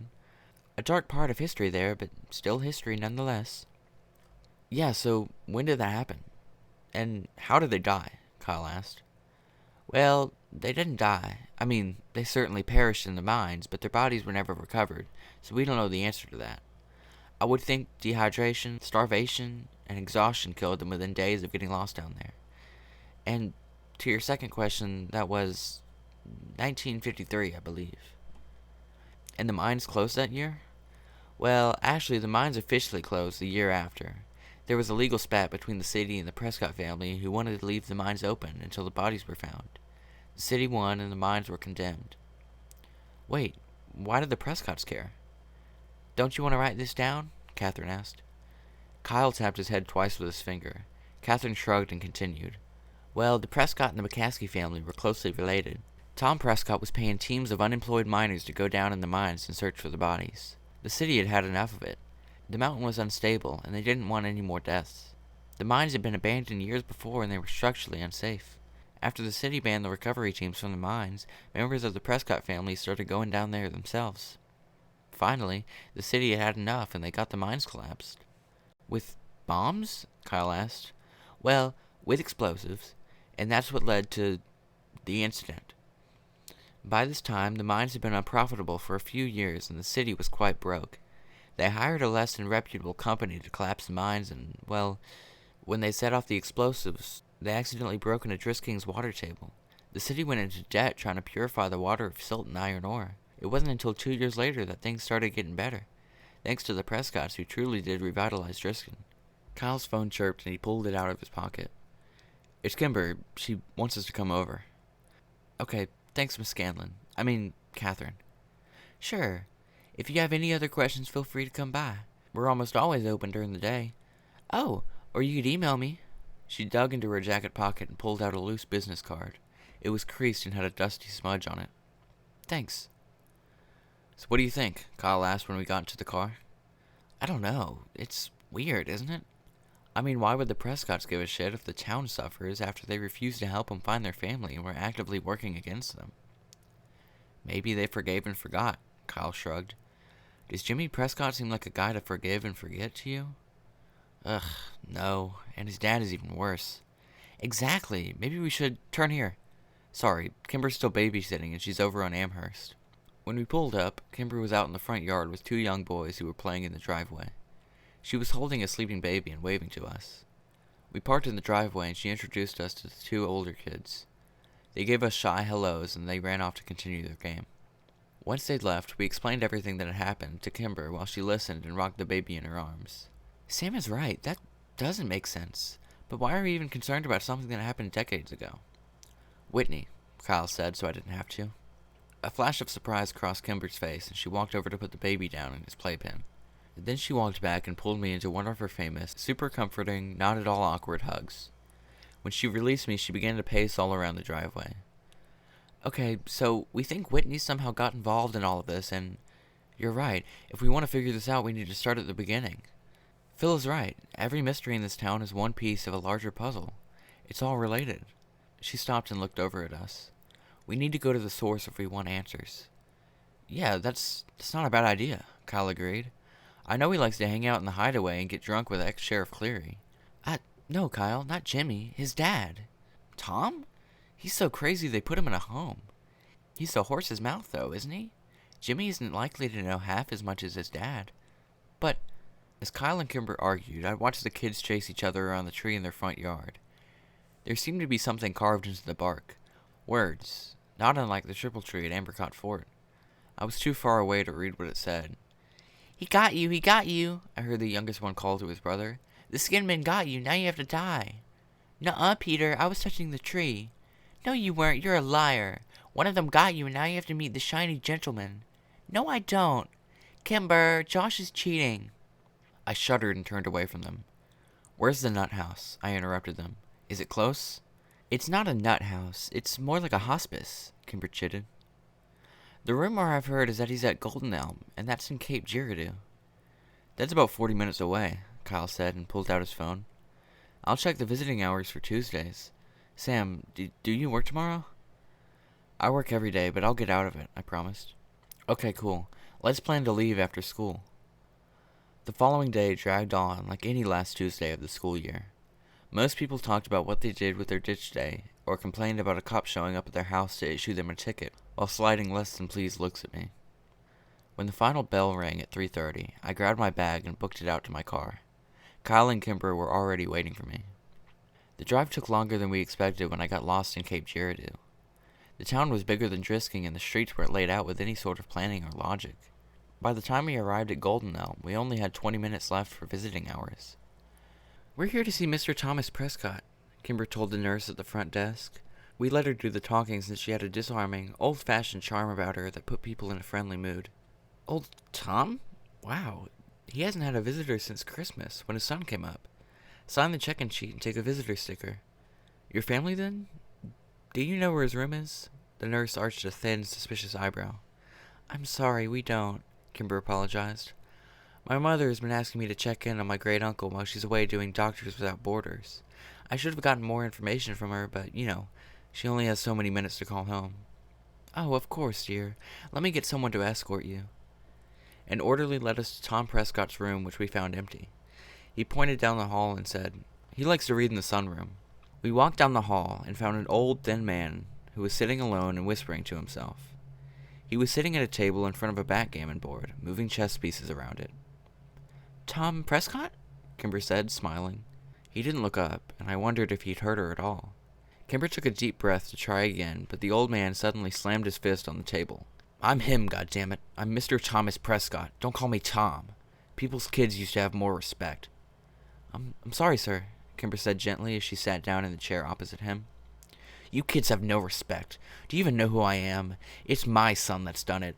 That boy's mama should have whipped him, but she was soft, and now he's running around my town spreading his vulgarity and disrespect. Our apologies, Mr. Prescott. We never meant to be disrespectful. We greatly admire you. You're the man who built our town into what it is today. Everyone remembers that. Drisking was suffering and the town was dying, and then you fixed it. We know that. I did what I had to do, the old man grumbled. It was my town. It still is. Who are you, little girl, to come in here and suggest otherwise? No, that's not what I said. Kimber changed tactics. And as for who we are, we're Mira McCaskey's kids. Do you remember the McCaskeys? Huh? Oh, so you're Ada's granddaughter. That explains why you're not there. We exchanged puzzled looks. We're right here, Mr. Prescott, Kimber said. You know what I meant, young lady. They all know. They know I rescued the town. That's my town. Of course they were going to let me do anything I wanted as long as the money kept coming in. That's why it's my town. Is the money still coming in? Kimber tested.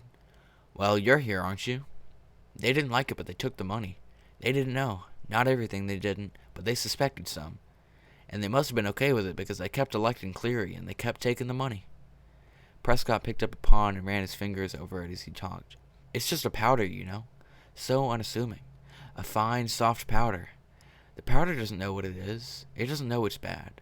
It's the people who say it's bad. But it needed to be done. You know that, Ada. You know we had to do it. I know we had to do it, but it's your son. I don't think he's doing it right. Well, of course he isn't. The elderly Prescott slammed his fist on the table again, and 2 rooks tumbled to the floor. They were mine. He took them from me. He thought he could do it better, but he took mine, and he ruined my legacy. Decades of work, and now it's all run by the powder. It's the dust of the crumbled empire. What about the skinned men? I asked, caught up in the moment. What are you talking about, boy? He growled. And the treehouse, the triple tree, what is it? What is it for? Triple tree? I didn't authorize that. We paid triple the price, but it was only for a short while things were slow. We certainly never charged triple. That's bad business. Where is Has my idiot boy been telling you that? Did he offer you triple for them? He's ruining my town, isn't he? God damn it, Jimmy, you get him in here. Ada, get my boy on the phone. You tell Jimmy I want to talk to him. You tell him they're still mine, Ada. Ada, get Jimmy on the phone. Kimber jumped up and Kyle pushed her behind them as the old man rose to his feet, tall and imposing. We were backing towards the door when the orderly came in with a disapproving look on his face and shooed us out. Long after we had made it into the lobby, we could still hear Tom Prescott yelling for his son. The ride home was quiet, and I spent it trying to fit the pieces of the puzzle together. The skinned men, the triple tree, the shiny gentleman, the powder? These things seemed to have been pulled blindly from the ether, random and meaningless. The veil over my eyes was thick and heavy, but I was closer to Borrasca than I had ever been before. I could feel it all around me, but I couldn't see it. I could almost touch it, but I couldn't yet comprehend it. I suddenly realized that Kyle was pulling over off the road, and I snapped out of my contemplation. He put the car in park and turned around to look at me in the back seat. Is this really about Whitney, Sam? Yes. Kimber watched us with worried eyes. Why do you think that? The cops, even your father confirmed that Whitney ran away. I don't believe them, I said through clenched teeth. Look, Sam, we're getting pretty deep in here, and I am with you every step, but I have to know that there's a reason we're doing this. And pulling Kimber in too, I have to know that this is important to you for the right reasons, and not just an obsession. I looked out the window and realized he'd pulled over into the West Rim Prescott Ore trailhead. He was right to worry, and even more so to be protective over Kimber. Kyle was thinking it, and so was I. The powder. If Borrasca really did involve moving mass amounts of drugs, did I want to involve my friends any further? This wasn't their fight. I loved these people. Could I really risk their safety for my own curiosities and vendettas? But as hard as I wished I could let them go, I knew I needed them. I have to know what really happened to Whitney, I whispered. Kyle turned back around without a word, and Kimber placed her hand on mine. I jerked my hand away and crossed my arms, and then immediately apologized. Kimber just smiled in a forgiving sort of way. Kyle sighed. Sam... He was interrupted by the piercing ring of Kimber's phone.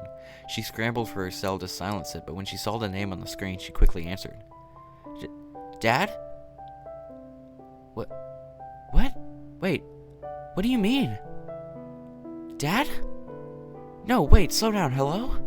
She took the phone away from her ear. Something's happened to my mom and she's at the hospital. Tears filled Kimber's soft green eyes. Kyle threw the car in gear and screeched off the parking lot. We made the 10-mile trip to the hospital in as many minutes, which was criminally fast on surface streets. Kyle stopped the car at the emergency entrance and Kimber and I ran inside. A deputy was there waiting. He refused to answer Kimber's desperate questions as he led us to her father. When the deputy swung open the doors, I saw my dad standing next to Kimber and I braced myself for the worst. Kimber's dad took her in one direction and my dad took me in the other. Before he said a word, I saw Kimber crumble to the floor on the other side of the room. I looked at my dad helplessly and he gave me a sympathetic nod and pulled me into a hug. We sat down in a corner and I stared at my hands as he quietly explained that Mrs. Estero had gone grocery shopping at around 1 o'clock, come home, put the groceries away, made 2 lasagnas and a meatloaf, and put them in the freezer. Then she got in her car, drove to the hospital, parked in the shade, took the stairs up 7 floors to the roof, and jumped off of it. She lived long enough to apologize to the EMT who found her. I watched Kimber fall apart as her mother's body slowly grew cold in the morgue 1 floor beneath us.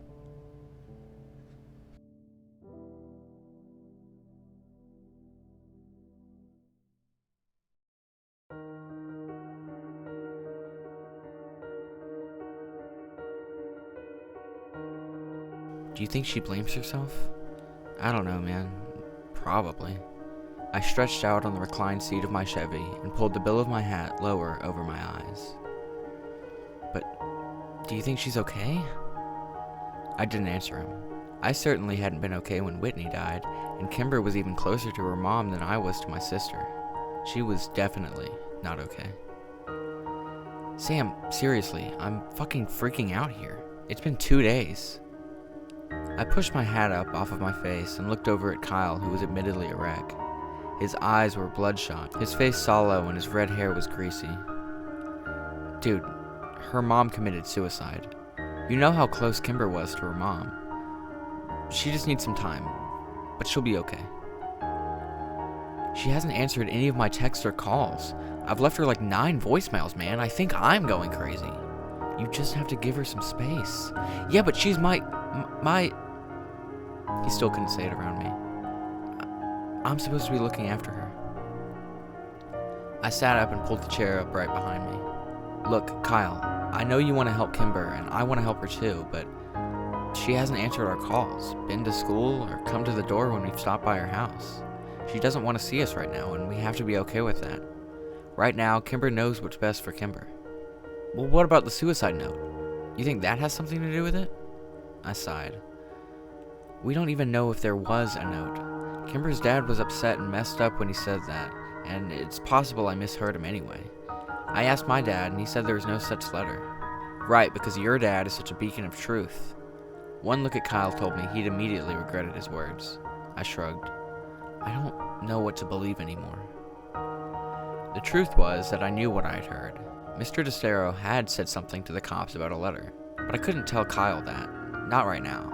He was already worried that his relationship with Kimber was part of the reason her mom had been so depressed. I asked my dad about the letter when he'd come home after that long night, and he sighed, ran both of his hands through his hair in a tired way, and said, Sam, I don't know what to tell you. Ann DeStero didn't leave a suicide note. And this is the first I've heard of it. With our best friend in mourning and our investigation on hold, Kyle and I had been existing in a sort of suspended state. We went to school intermittently, skipping classes here and there, missing end-of-the-year tests, and smoking more weed than either of us could afford.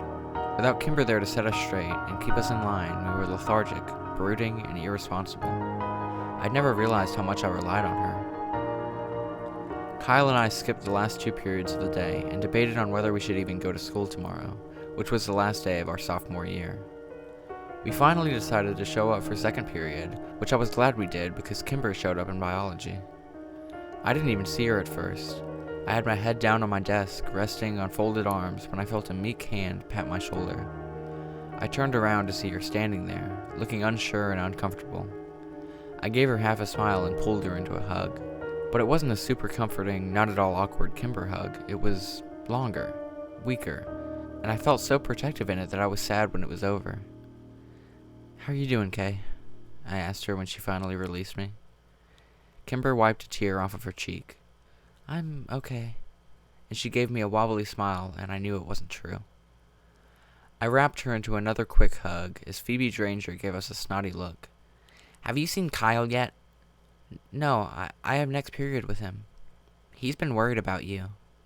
I know, she said, sliding her eyes to the floor. Things have been really hard for me at home. It's okay, I said. We're here for whatever you need. Yeah, that's what I was hoping. Whatever you need. Since it was the last day of school, our teacher, Mr. Founder, was just happy to return our graded tests and let us bullshit the rest of the period. Kimber talked about the arrangements for the funeral that weekend and chided Kyle and I for skipping finals to get stoned. When the bell rang, I could see that Kimber was both excited and nervous to see Kyle. As we packed up our bags, I assured her that Kyle wasn't mad. He was just worried about her. She threw her bag over her shoulder, set her jaw, and nodded. She was trying so hard to keep it together. As soon as Kyle saw her from down the hall, he slammed his locker shut and walked towards us with such intensity that I began to wonder if maybe he was mad. He pushed past a dozen people without so much as glancing at them and left a curious, if annoyed, crowd in his wake. When he finally reached us, Kyle threw his backpack against the wall and swooped Kimber up in the sort of way you'd see in old black and white movies. Everyone who'd watched all this unfold, including me, groaned in unison. Since most of the teachers weren't even bothering to take attendance that day, I went to calculus with Kimber and Kyle, where they had the same conversation Kimber and I had last period. Towards the end of the hour, the conversation faltered, and I became uneasy. Kyle and I exchanged a look over the top of Kimber's head, and I nodded at him. Kimber, he said quietly, did your mom leave a letter? What? Kimber asked in surprise. I heard your dad talking about a letter on Tuesday, I said. Oh. As we waited for her to continue, the bell rang for lunch. Everyone filed out of the room, but the three of us stayed still, sitting on our desks. Kimber, I finally said. She sighed sadly and looked over at Kyle. Yeah. What did it say? He asked nervously. I don't know. I haven't seen it. I asked my dad for it when we got home, and he said I'd misheard him and that there was no letter. He said not to mention it to anyone else, or I'd just upset people. Well, then we both misheard him, I said, which seems unlikely. I've known my dad all my life, and I know when he's lying. People started to filter in for the next period, sliding sympathetic glances at Kimber. Since it was our lunch period, we gathered up our things and walked out to my car, as we always did. I sat in the back seat, letting Kyle and Kimber take the front. Kimber took a deep breath and continued. I know my dad is lying, and I know he has the letter. Are you sure? Kyle asked. I could tell he was still terrified that some of the blame rested on him. Yeah, and I know it contains the name Prescott. I think I even know where it is. Prescott? Yet somehow I wasn't that surprised. He was the axis around which everything that was bad orbited. How do you know it says Prescott? Kyle asked. I heard my dad reading it once. I think he reads it a lot, actually. He was sort of sobbing and whispering the words and throwing things in his office. My dad, he hasn't been well. Do you think she was having an affair with Jimmy Prescott? I shook my head. I'm guessing you need to think bigger than that, Kyle. I agree, Kimber said to her hands in her lap. With everything we know about the Prescotts, I'm fairly sure this isn't about an affair. It's all connected somehow, don't you think? I mean, my dad was the love of my mom's life, and she only left a letter for me. I think that somehow I'm the one she wronged, not him, you know? I think she did something to me, or maybe she did it because of me. Kimber's voice broke over the last sentence, and Kyle pulled her over, kissed the top of her head, and whispered words to her that I couldn't hear. So, we need to get the letter, I said after giving them a minute. Yes, I really need to read it. Kimber's voice was still wobbly. How do we get it? I asked. If it's in the office, we just need to wait until her dad isn't home, Kyle said as he looked out the window. You don't think I thought of that? Kimber sighed. He never leaves his office, not since we got home from the hospital. He sleeps in there. So we need to get him out. No, we need to get me in. Tomorrow is my mom's funeral, and half of Drisking will be there, including my dad, of course. I need to leave without him noticing and run home so I can go through the office. Okay, that's easy, I said. Without my dad noticing. and I need to be back by the end of the service." We both nodded but stayed silent because it looked like Kimber was weighing saying more. "My dad, he's been very cold, and I think he blames me," Kimber finally said. "That's bullshit," Kyle spat. "Can you guys help me?" "Absolutely. Of course." We spent the rest of the lunch hour creating a plan far more strategic than the mission probably needed. Kyle and I would engage Mr. DeStero in conversation, and then Kyle would get a text from Kimber telling him she was having a breakdown in the bathroom. Kyle would leave to go comfort her, and then would take my car to her house. I would stay behind and keep an eye on Kimber's dad while they were gone. I went to work that afternoon for the first time since Monday. Mira seemed to be in a much better mood and let me go home early since it was Friday. I didn't sleep well, though, and I got up at 4 a.m. to go through my clothes, searching for something dressy and black to wear to the funeral. My dad came in before he left for work and found his disheveled, panicked teenage son looking helplessly through piles of black clothing. He smiled pityingly and led me to his own closet. Since my dad and I had not only the same face, but the same build as well, finding something suitable to wear was easy. I thanked him, and he asked me to apologize to Kimber for having to work through the service, and that he sends his love. Ann DeStero's funeral was at an Episcopalian church on the other side of town.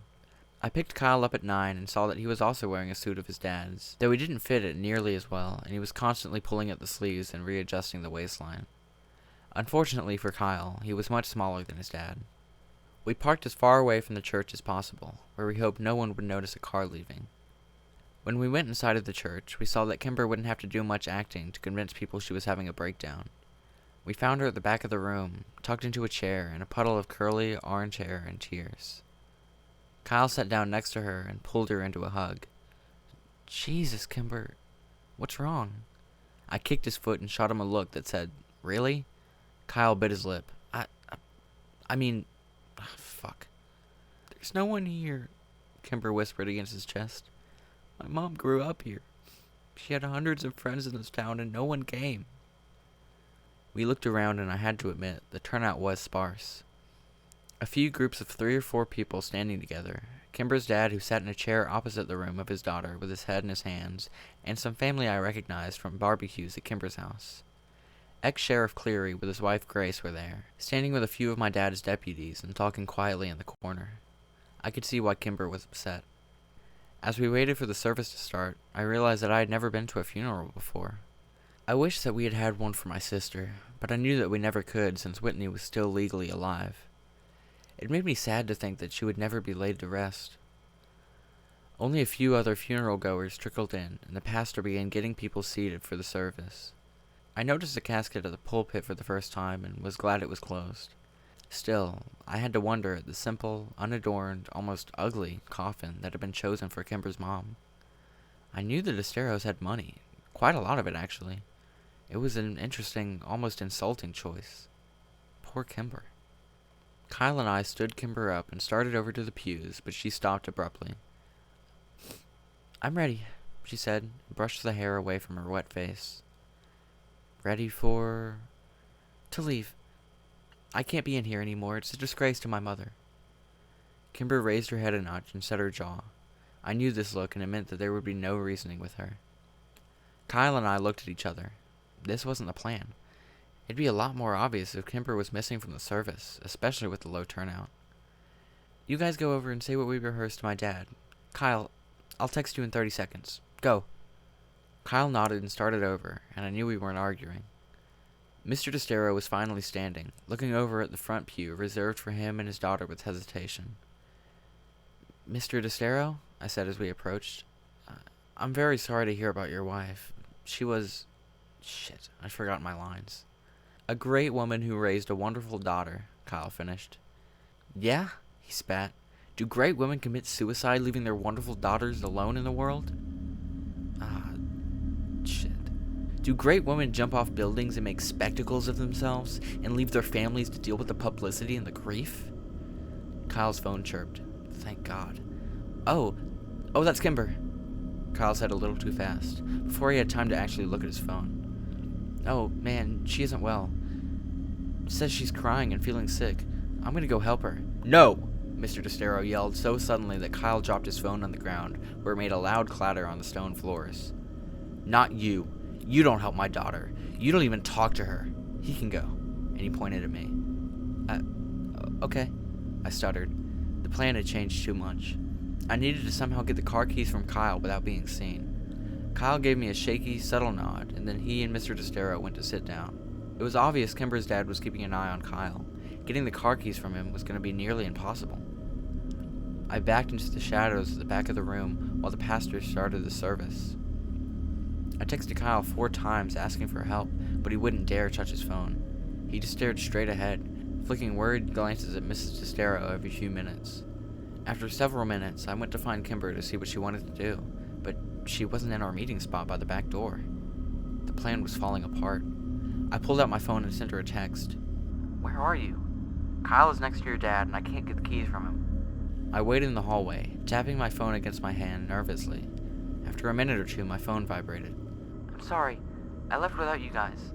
I had to get out of there. I'm so sorry. I'll be back before the end of the service. I promise." Shit. Be safe. It was now imperative that I not be seen.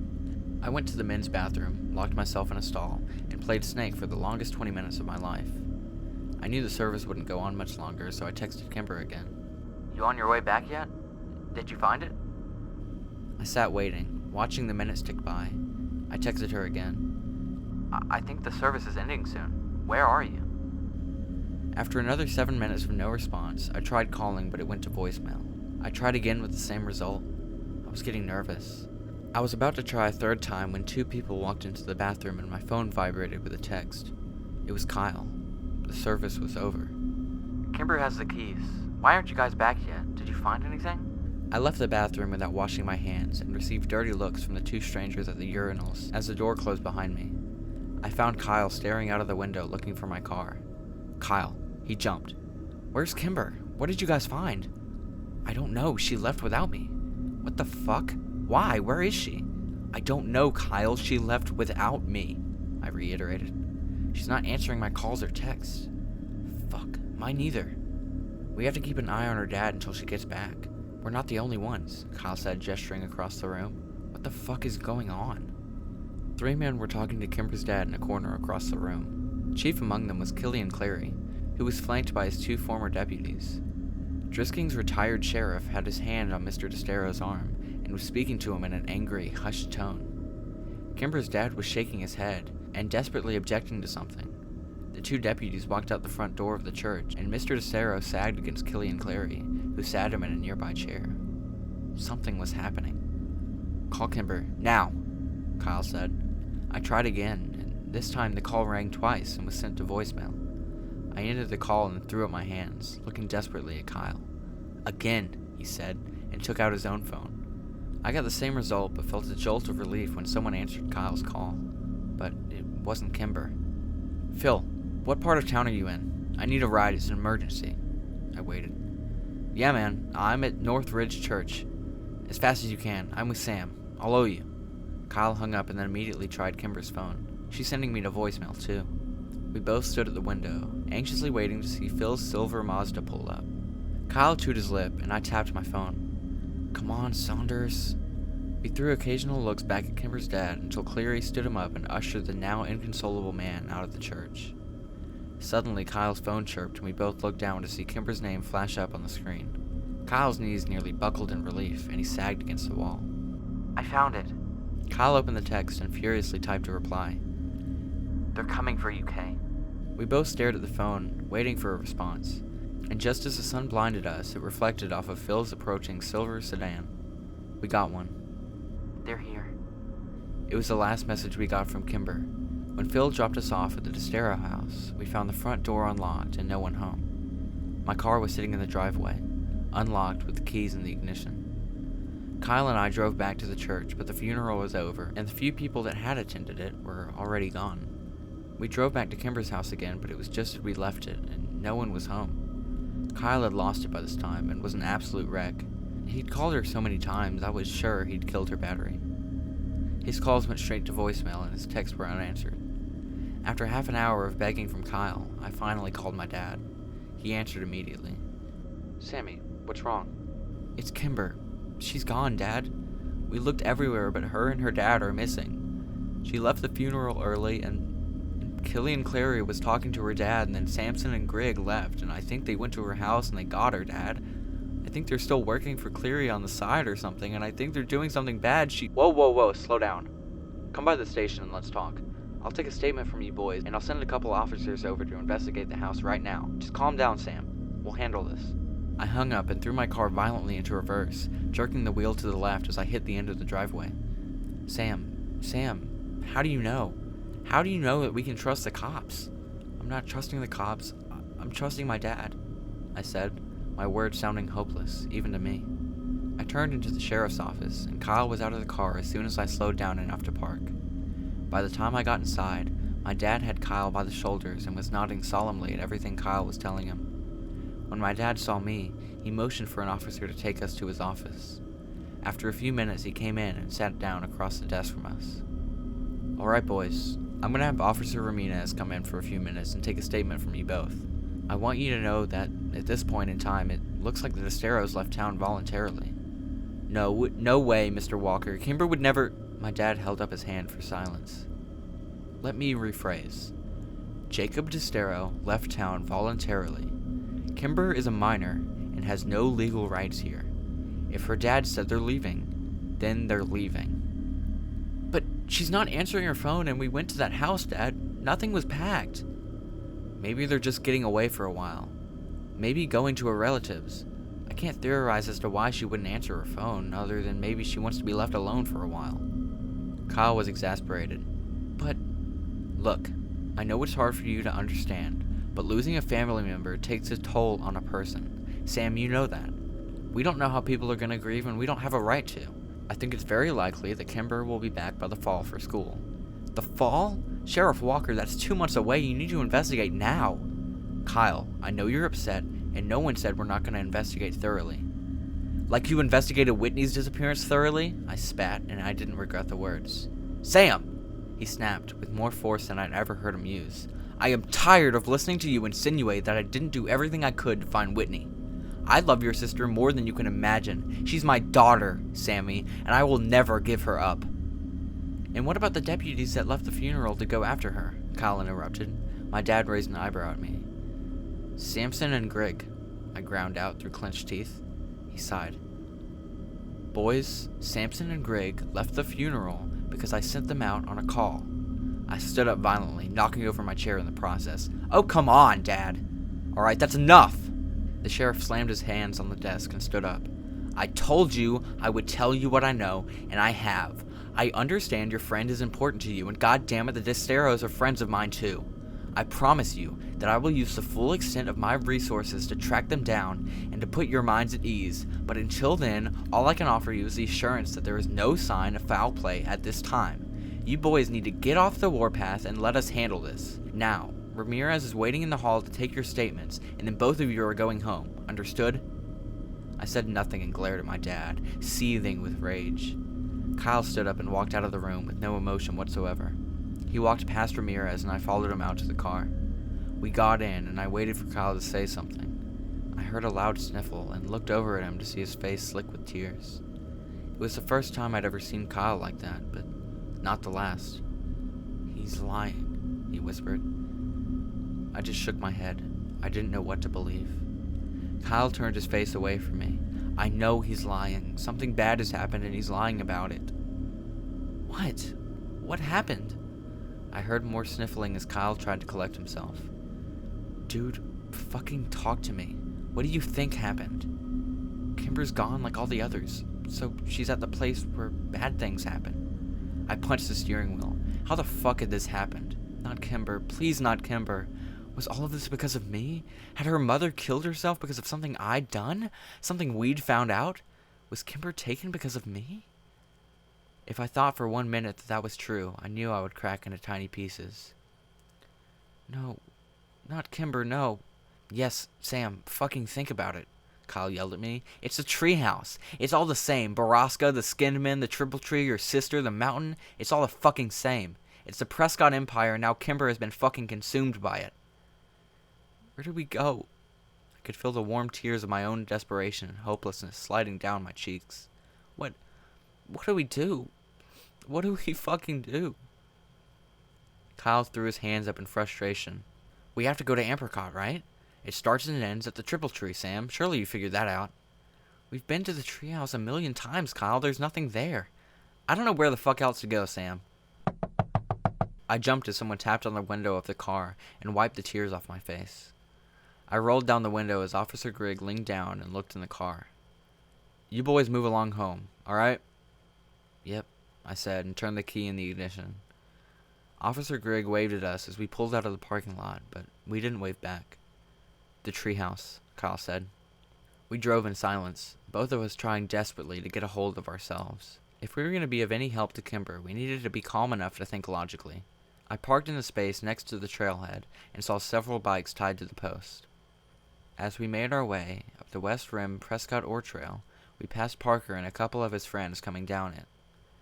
I nodded to him, but Kyle said nothing. Just stared up the trail, reaching for the only place he knew to go. It was almost dark by the time we got to Apricot, and there was little light left to search for whatever Kyle hoped to find. It took half an hour in the darkness before I finally convinced Kyle that there was nothing there to help Kimber. And though we didn't speak of it, I knew that he and I were both painfully aware of all the sounds of the night. We were scared, terrified down to our very bones, that we would hear the piercing, scraping, grinding, and metal screams of the monster at Borrasca that we'd become so accustomed to over the years. We both dreaded it, prayed it would not come, and we did not speak of it. I dropped Kyle at home and promised we would find Kimber tomorrow. I swore we would, and he gave me nothing more than a shallow nod and disappeared inside his house. My dad was waiting for me in the kitchen when I got home a few minutes later. I didn't look at him and walked over to my fridge, realizing I hadn't eaten all day. Sammy, sit down. I want to apologize for today. I took out some chicken and cheese and went to the pantry for bread. Look, I know you're scared, and I know that a lot has been going on that you can't exactly relate to, he sighed. Anne had been depressed for a good long while, Sam. Over 20 years. That'll weigh on a person. I ignored him and continued making my sandwich. I was dying inside, wondering if I could even trust the man I'd called Dad my entire life. She was suffering, Sam, and sometimes people who suffer that deeply don't know of any other way out. She knew her depression was hurting her husband and her daughter, and maybe she mistakenly thought she was doing them a favor. Mom's depressed, I said without taking my eyes from my task. He sighed. Your mother is coping okay, and this was very different, Sam. Kimber's mom had been depressed since she was in her 20s. Early in her marriage, Anne suffered multiple miscarriages. Infertility can be very hard on some couples, and not even Kimber's birth could totally ease her pain. Dad, with all due respect, I'm tired and I'm going to bed. Kyle and I are getting up early to look for Kimber. I threw the knife in the sink with a loud clang and turned to look at my dad for the first time. Please tell me you're still trying to find Kimber. The sheriff stood up from the kitchen table, looking as tired and disheveled as I felt. I promise, Sammy. And I finally believed him. The next morning when I pulled up to Kyle's house, Parker came out to meet me. Hey, Parker, I said when I rolled down the window and cool morning air wafted in. Kyle's not here. He left around 5. Stole my dad's truck. He's pissed, so you better go. Thanks, man, I said, and then rolled up the window and took off down the street. I drove around all morning looking for Kyle and calling his cell, but he didn't pick up until around noon. Sorry, man, I couldn't sleep. Kyle sounded a bit more stable than yesterday. That's cool. Where are you at? I don't know exactly. A rare spot where I'm getting service. You in the woods? Yeah, she's out here, Sam. Somewhere in these mountains. I can feel it. I know it. Alright, well, let me meet you. Okay, just come down to the West Rim Trail and I'll meet you there. It was only 5 minutes away, so I arrived before Kyle had time to get down the mountain. Mr. Landy's red Dodge Ram was parked haphazardly in a no parking zone, and I figured it would probably be towed by the time we got back. I doubted Kyle cared at this point, though. I crossed my arms and leaned against my car as I waited for him, staring up the dirty red trail in impatience. When Kyle finally showed half an hour later, he was covered in sweat and dirt and dejection. So? I said, pushing up off the car. No, nothing, man. Alright, well, let's keep searching. We hiked miles and miles of the mountain that day, but we didn't find any sign of human life. And for the next few days, if the sun was out, so were we. Kyle was growing more and more desperate, crossing onto private property to look for logging equipment and mapping out the county's many mines to search the abandoned buildings. But the mountain was big and the needle buried deep in the haystack, and as the days slipped away, so did Kyle's sanity. Every time I saw my dad, he would give me a sober look and promise me that they were still looking. It seemed to me that even he was growing concerned. The Destero house remained as cold and empty as the space between the stars above it. On the 11th night of our Kimberless existence, I was awoken out of a troubled sleep by the piercing, whirling, screeching sound of death at Borrasca. I cried myself back to sleep to the tortured sounds of Kyle's own agony next door. We had failed her. Kimber was dead.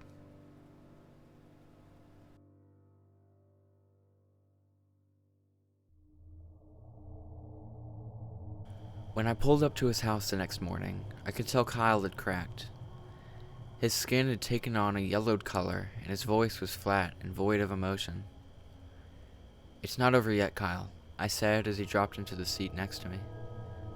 "Yes, it is, Sam," he all but whispered. "No, I don't believe that. Kimber's dad is missing too, you know. Maybe it was him instead. That was... I couldn't bring myself to say it. We're living in hell. Drisking, it's hell, in our own reality." I couldn't disagree. The town I'd grown to love seemed so foreign to me now. Whitney hadn't been an outlier like I thought. Missing people were the norm here. And that would make Jimmy Prescott the king. He's Satan himself. As soon as the words were out of my mouth, Kyle punched the car door, awakening from his dead state with rageful vigor. "I'll fucking kill Jimmy Prescott. Where is that motherfucker? You know he's involved in all this, Sam. You know..." "Maybe partially," I said, staring out of the window. "His dad created the town that bred this shit, but I'm pretty sure the Prescotts are just running drugs, you know? The powder." "Yeah, and so what? He's recruiting people to be drug mules or something?" "Maybe," I agreed for Kyle's sake, though I didn't really believe it. The sound, the great beast machine of Borrasca gave off the distinct stench of death, and though I knew that physically that was impossible, it didn't change my mind about it. The air smelled different after the metallic wailing ended. We drove over to 4th Street Gourmet Coffee and Bakery and went in to buy our usual provisions of rock stars and monsters. As I paid for the 4 packs of cans, I saw Mira waiting on coffee at the end of the bar. I could tell immediately that she was in a good mood, something that I hadn't seen much of since I started working for her. It was probably a good time to tell her I was calling out of work for my 5th day in a row. "Hi, Mira," I muttered when I approached. I can't come in again today. I've got some really important..." "Sam! Oh my gosh, how are you?" Oh, okay," I stuttered. "Good," she said brightly. "Don't worry about coming in. I'll hold down the fort, and I'm sure I can call Emma in if I need any help. But really, Sam, what have you been up to lately? That's so important." My mind blanked. Just as I started to stutter out some bullshit about helping my dad, Kyle appeared behind me. "We're trying to find Borrasca," he said with all the gravitas of a eulogy. "Ah, yes. Owen told me you'd asked him about that. You know, that's just a story, Sam. That legend has been around since I was a kid." "Yeah, well, we're looking for our missing friend, Kimber. We think maybe she's there." I trailed off lamely. "Oh, really? I thought I heard the Desteros were staying with relatives in Maine over the summer. Anyway, good luck, boys." "Thanks." Kyle's voice was sour, and I knew his patience was thin. When we got back into the car, we each popped open a can of Rockstar and started chugging. I knew better than to ask Kyle if he wanted to smoke, since I was sure he hadn't lit a bowl since before Kimber disappeared. He finished the energy drink in under a minute and crumpled the can in his hand. "I don't like your boss," he said. "Mira? Why not?" "I don't know. She's just off." "Well, I mean, she has been going through some things." I wasn't going to elaborate any further. "Why were you asking her husband about Borrasca anyway?" "I don't know. I was just making small talk, and I thought he might know. He seemed to know about a lot of other things." "And did he know?" "Nah." I took a long gulp of his sour drink and then choked on it when I remembered something Owen had said. "Well, actually, yeah. He said, Borrasca, instead of just Borrasca, you know? Like it's a thing instead of a place." Kyle lowered his rock star. And is it? Is it a what? Is it a thing? I don't know. I've never heard of it. I've googled everything weird about this town, but nothing ever came up. Did you spell it right? I don't know. I shrugged. Do you know how to spell it? No. I pulled out my phone. No, fuck Google, Kyle said. We need to talk to Catherine Scanlon. That's what Kimber would say. He was right. Catherine Scanlon might be the most knowledgeable person in town, and was probably the right person to ask. I pulled out a 4th Street coffee and prayed she was at her office already. When we parked in front of Drisking Arts and Antiques, I was disappointed to see that the store was dark. Kyle pointed to a small, cheap open sign that was hanging in the corner of the door, and I crossed my fingers that it was for Catherine's office. I was relieved to find the door unlocked, and we hurried past the antiques and blown glass to the back of the store, where we found an open door and Catherine sitting at her desk. Boys, she stood up when she saw us. You're up quite early for a summer break. How did the essay do? Great, I said. Actually, we're here for more help. Personal interest, Kyle added. Catherine raised her eyebrows. Well, color me impressed. I needed to get right down to it. If by some small chance Kimber was still alive, then every second counted. We're here because we want to know if Borrasca is a thing or a place. Catherine raised her eyebrow. I remember that legend as a kid. I'd actually have to tell you I didn't know if it wasn't for Wyatt. He knew so little about so much, she laughed. A sort of jack of all trades. Anyway, he told me an interesting fact once about Borrasca. It's both. What do you mean? I leaned over her desk. Well, the term Borrasca is just an old, outdated lexicon. The word was used by miners to describe an underperforming mine. A mine? I whispered. Kyle shook his head. We've been looking at mines. So, all the mines in Butler County are Borrascas? I asked. Well, generally, it's only the first mine in the system to run dry that's called a Borrasca. Do you know which mine ran dry first in our mining system? Kyle asked from where he stood near the door, repeatedly clenching and unclenching his fists. Not off the top of my head, no, she laughed. I can look, though. I think I have those records here somewhere. Catherine walked behind her desk and opened a drawer of loose files. This is an odd thing to be interested in for boys your age, but I guess I should be glad you two are so eager to learn, especially over the summer. Yes, ma'am, very eager, said Kyle. Is the Borrasca the first mine that ran out of ore? Was that, by chance, the same one those kids disappeared in? The McCaskies? Oh, no, I don't think so. That particular mine was the Southwest mine, and was actually very close to town. I think it was one of the last to close, actually. Here we go. This package should have that information. Catherine spent far too long moving books around on the desk to make room for the stack of papers she had. Kyle and I paced around the room, nervously, trying to appear casually interested while the energy drink started coursing through our systems. Here we go. The first mine to close was the North Central Mine, which was, actually one of the first to open. But where is it? Kyle walked over to the desk and braced his arms on it. Where is that mine? Catherine pulled over a different stack of papers and started to fumble through it.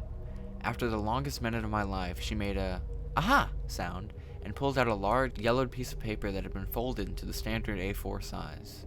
She unfolded it on the desk and leaned over to read the markings. I could see from where I was, standing near the doorway, that it was a map, and I knew we weren't leaving this office without it. Let's see.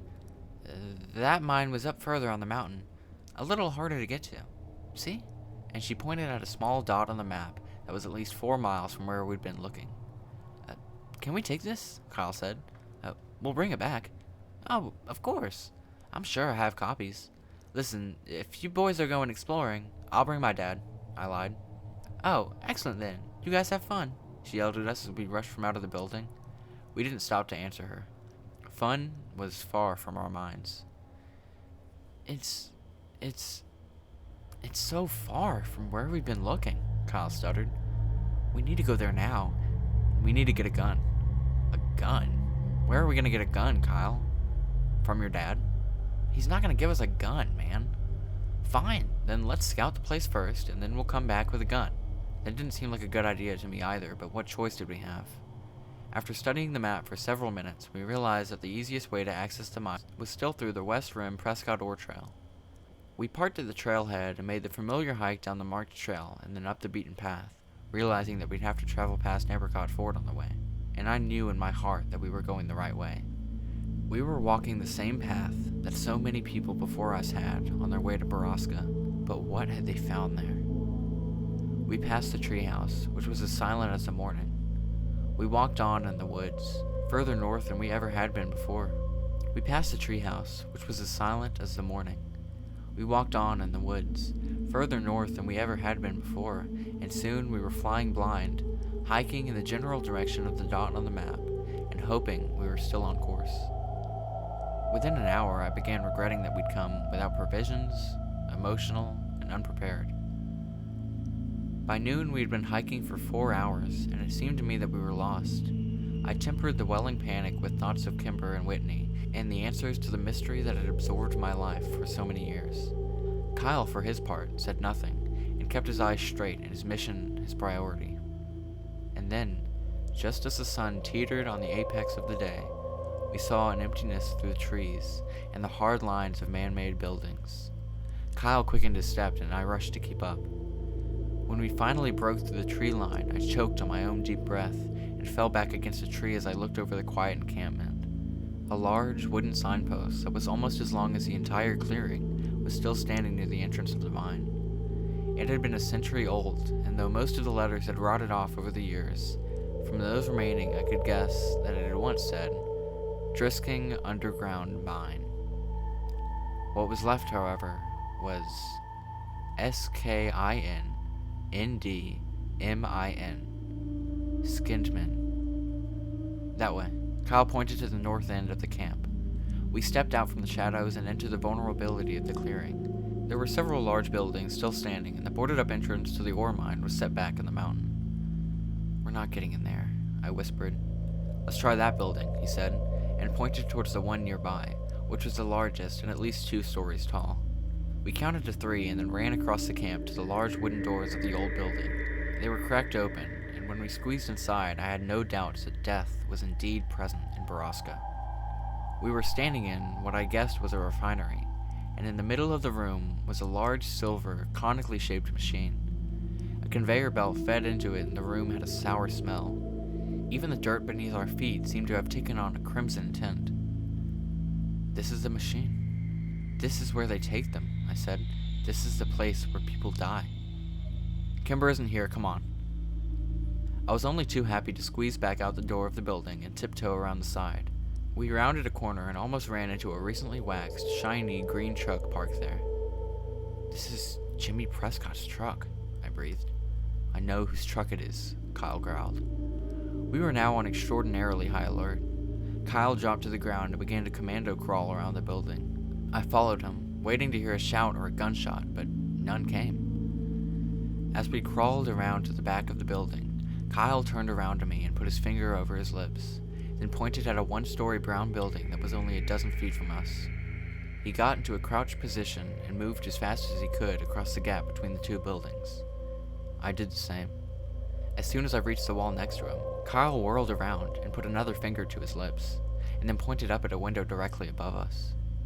There were noises coming from inside, and even to me, a 16-year-old virgin, the sounds of sex were unmistakable.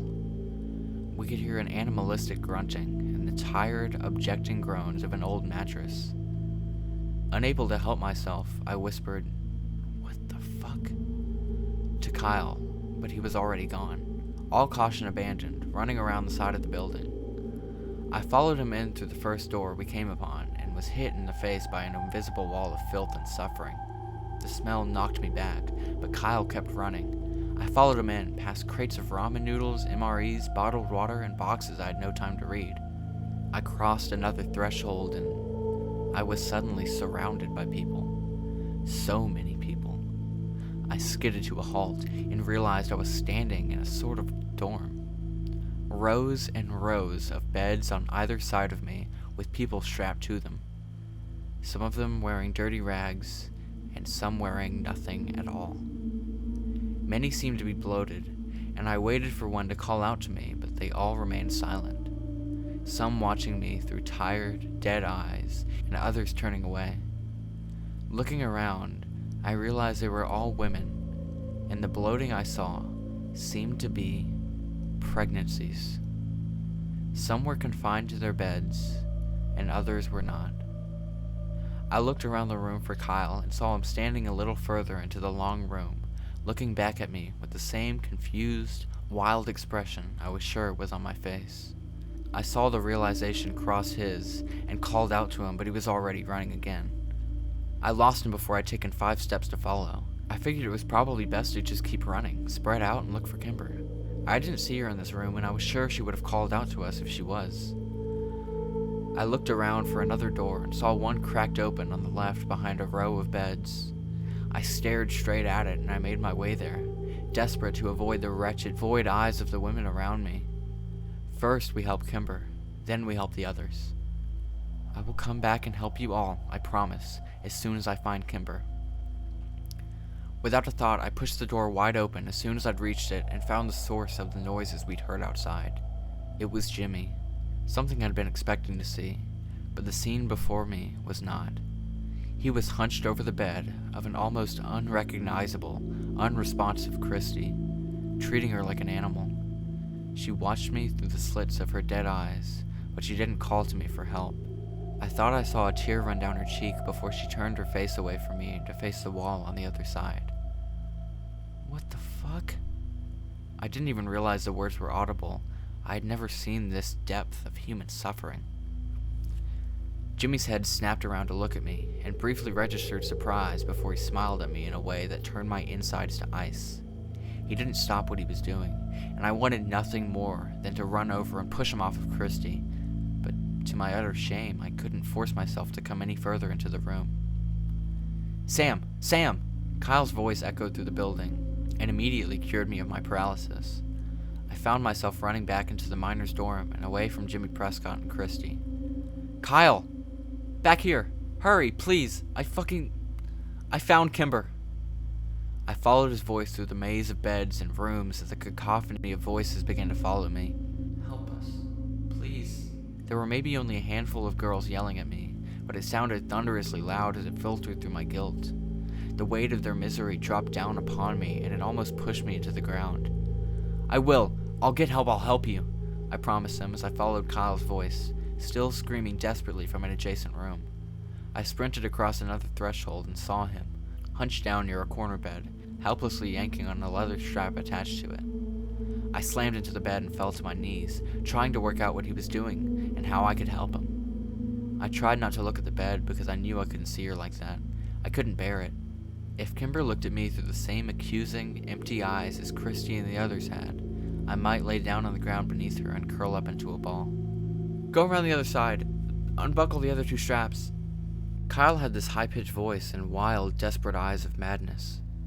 I ran around the other side and did as he said with shaking, awkward hands. "Oh, boys!" Jimmy's voice rang out from somewhere in the building. I had just freed Kimber's ankle and was working on her wrist. She whimpered when she heard him and buried her face in my shoulder. "Do you think you're hiding? I know where to find you. I know right where I put that girl." "I'll fucking kill you, Prescott, you sick cunt. I'll fucking stomp all your bones and bleed you out, you little motherfucker." Kyle had lost all reason and strategy. He was filled with rage instead of fear, and it scared me even more.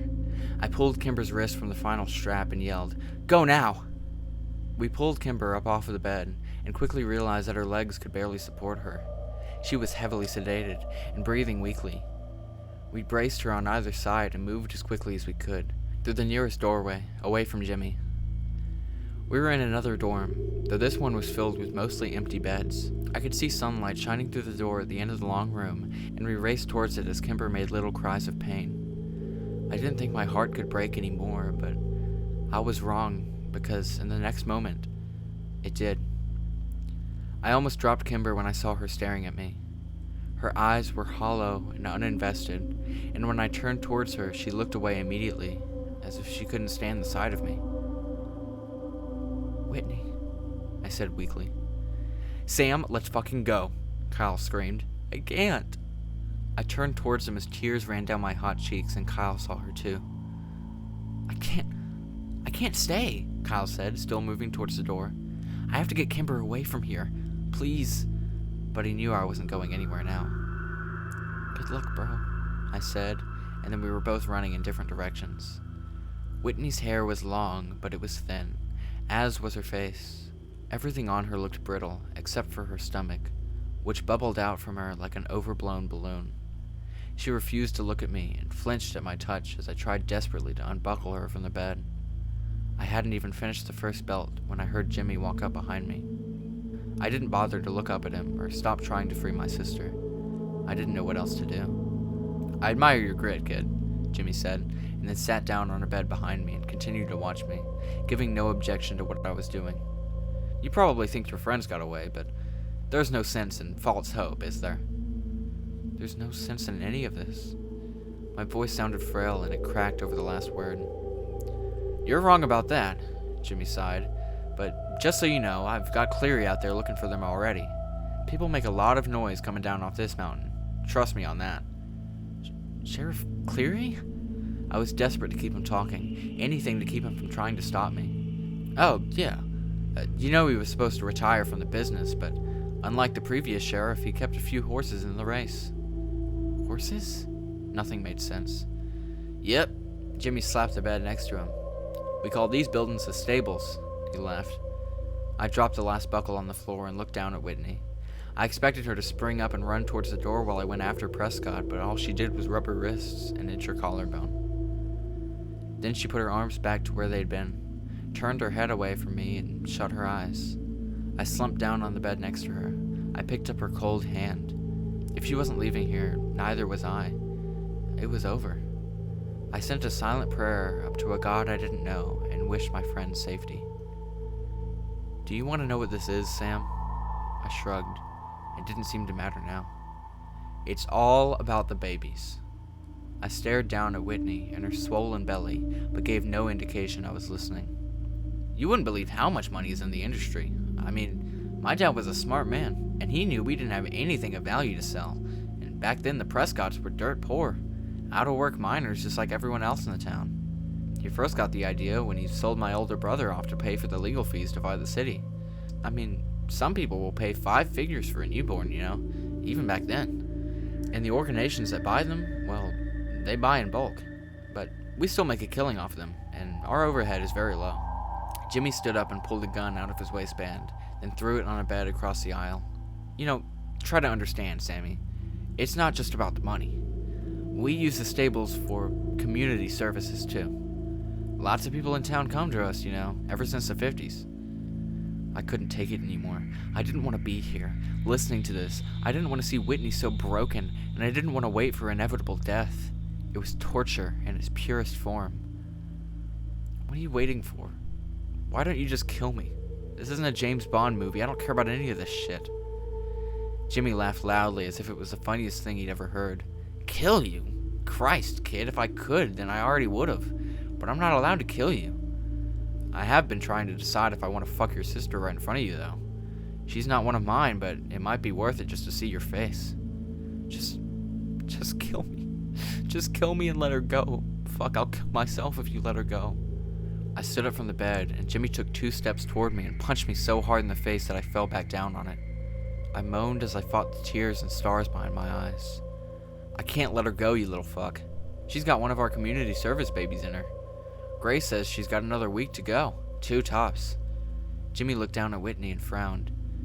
"She's been putting out shit babies, though. And as soon as this one's out of her, she's got a date with this shiny gentleman." "What the fuck does that mean?" I yelled at him, and a loud ring suddenly filled the room. Jimmy held up a finger and pulled a phone out of his pocket. "I gotta take a business call. 2 minutes and we can get back to our conversation." Jimmy walked over to a corner of the room, and I desperately started to pull on Whitney. We gotta go, Whit. We can't stay here." She kept her eyes shut and her body lax. "Whitney, they're gonna kill you." My head whipped towards the door as I heard a truck skid in the dirt just outside of it. Jimmy ended his phone call, and Killian Cleary walked in, pushing a limping, bloody Kyle in front of him. "Lose something, Prescott?" "Where's the girl?" "Couldn't find her." "God damn it, Cleary, you fucked us. Go back out there and find that girl." Jimmy snatched his gun off the bed and shoved it into the back of his waistband. "Now listen here, you little shit," Cleary growled. "I ain't your fucking employee, and I don't have all fucking day to play hide and seek in the woods. I'm telling you, she wasn't with him, So I guess if you want to know where she is, then you should get it out of him. Cleary threw Kyle down on the floor and spit near his feet. I gotta do your fucking job now? Jimmy walked over and without any hesitation kicked Kyle so hard in the ribs, I heard some of them snap inside of his chest. I tried to stand up, but I was still dizzy, fighting off the darkness. Where's your girlfriend, Landy? Prescott raised his boot and then stomped down hard on Kyle's ankle. He screamed in pain. I can do this all day, kid.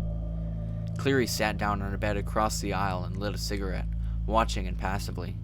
Jimmy pulled Kyle to his feet and then punched him hard in the face. A few of Kyle's teeth scattered across the floor.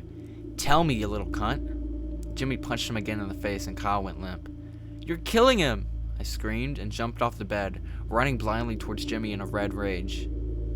Cleary stood up and caught me with no effort at all, holding my arms down at my sides. He laughed, cigarette still tucked into the corner of his mouth as I struggled helplessly against his chest. Jimmy had straddled Kyle by now and was rapidly punching him in the face and chest. Kyle was barely conscious, and I prayed he'd pass out from the pain. After a full minute of this, Jimmy stood up and rubbed his bloodied fist. Last chance, Landy. Fuck you, Kyle said through a wheezing, rattled breath of air. Jimmy spit on him and raised his foot as high as he could and brought it down on Kyle's face with so much force that I heard his skull break. I sagged in Killian Cleary's arms, and he dropped me into a puddle at his feet. Jimmy bummed a cigarette off Cleary, and they stood next to Whitney's bed, watching me cry.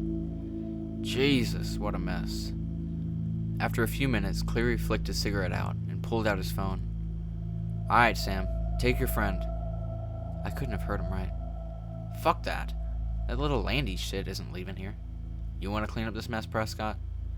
I stood up and my knees didn't buckle beneath me. I'm not leaving without my sister, I told them. Jimmy laughed. Yes, you are, Cleary said. If you want to save your friend's life. He ain't dead yet, Sam, but he will be soon. He tossed his keys at me. The road off this mountain is backed by the refinery. I let the keys bounce off of me and fall to the floor. Cleary swore at me. I knew he was right. I was a coward, and I would leave my sister and all the others here just so I could get away and save Kyle's life.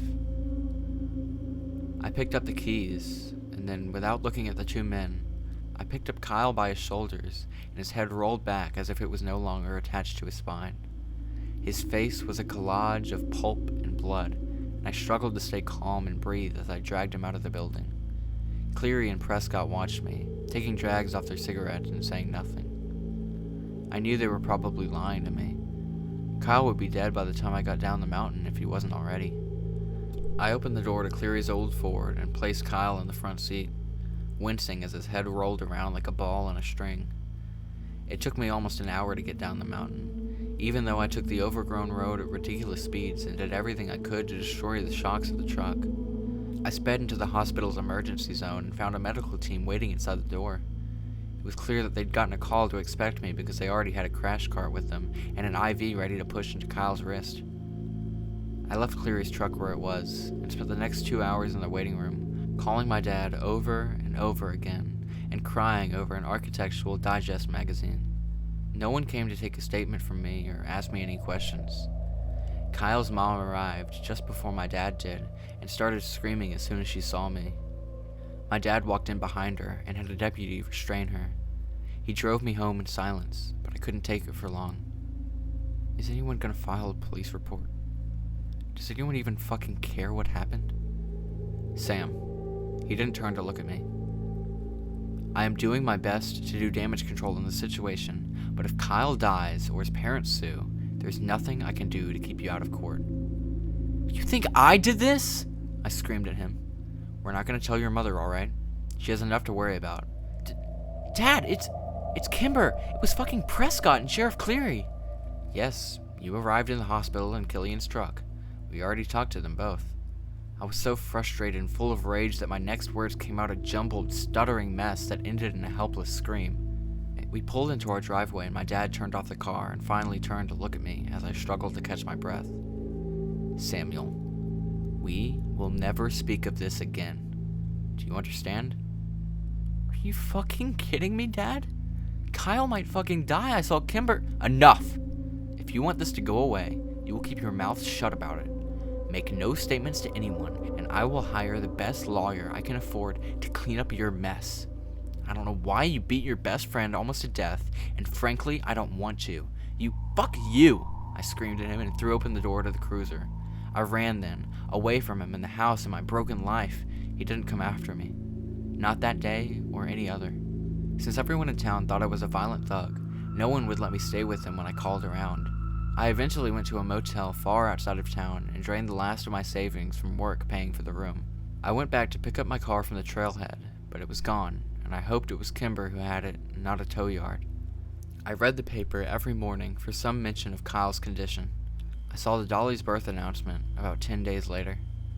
They had a son that they named William. The whirling, twirling, shiny gentleman lit up the valley with its stench and song of death that night.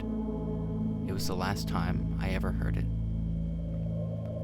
I stayed in Drisking long after the money had run out, and I was sleeping on the concrete behind the motel. I stayed until Kyle was released from the hospital, a mute, empty-eyed, soulless vegetable. I went to see him once, while only Parker was home, and threatened him until he let me inside the house. When I had assured myself that the Kyle I knew was dead and only his empty husk remained, I left his house and hitchhiked out of town. And after I spent 4 drunken, drug-fueled years in Chicago, I came home one day to find a letter waiting for me. It didn't have a return address, but it was postmarked California. I knew it was from her before I even picked it up.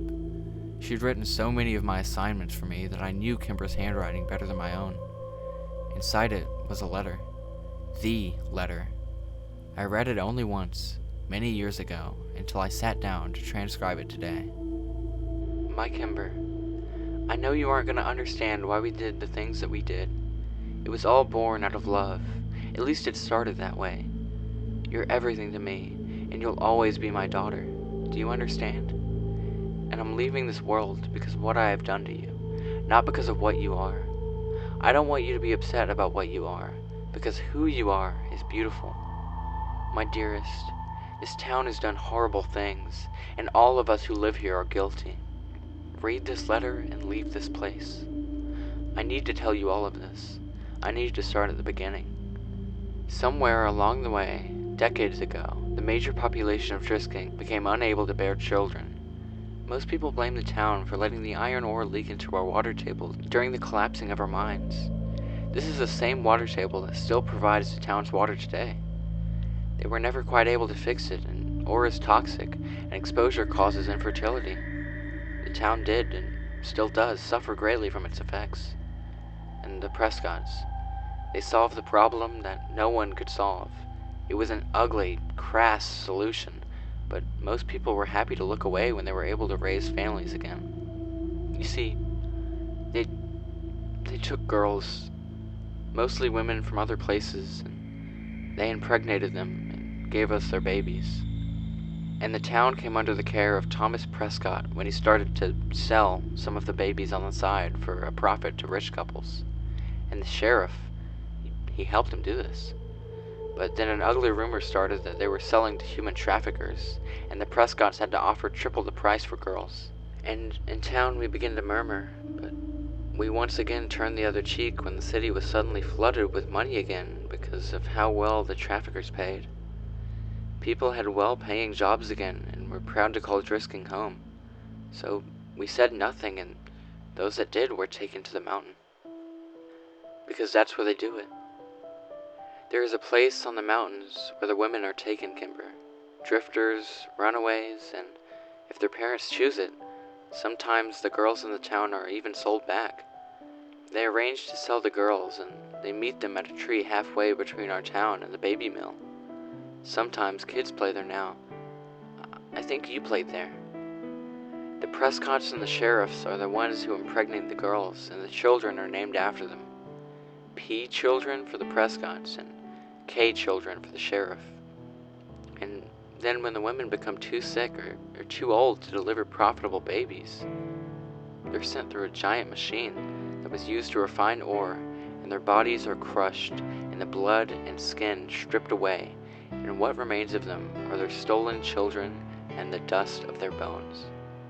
And all that's left of their bodies is the powder that they spread over the mountain to hide our crimes. I'm telling you this, Kimber, because You are one of those children. Most of your friends are one of those children. Please get out of Drisking before your father finds his letter.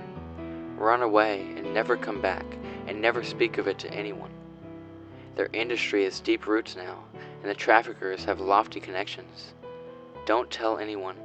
Don't keep this letter. And don't look back. I love you. I'm sorry I have to leave you. We all have to answer for our sins, and I'm ready to burn in hell for mine. Love always and forever. Mom.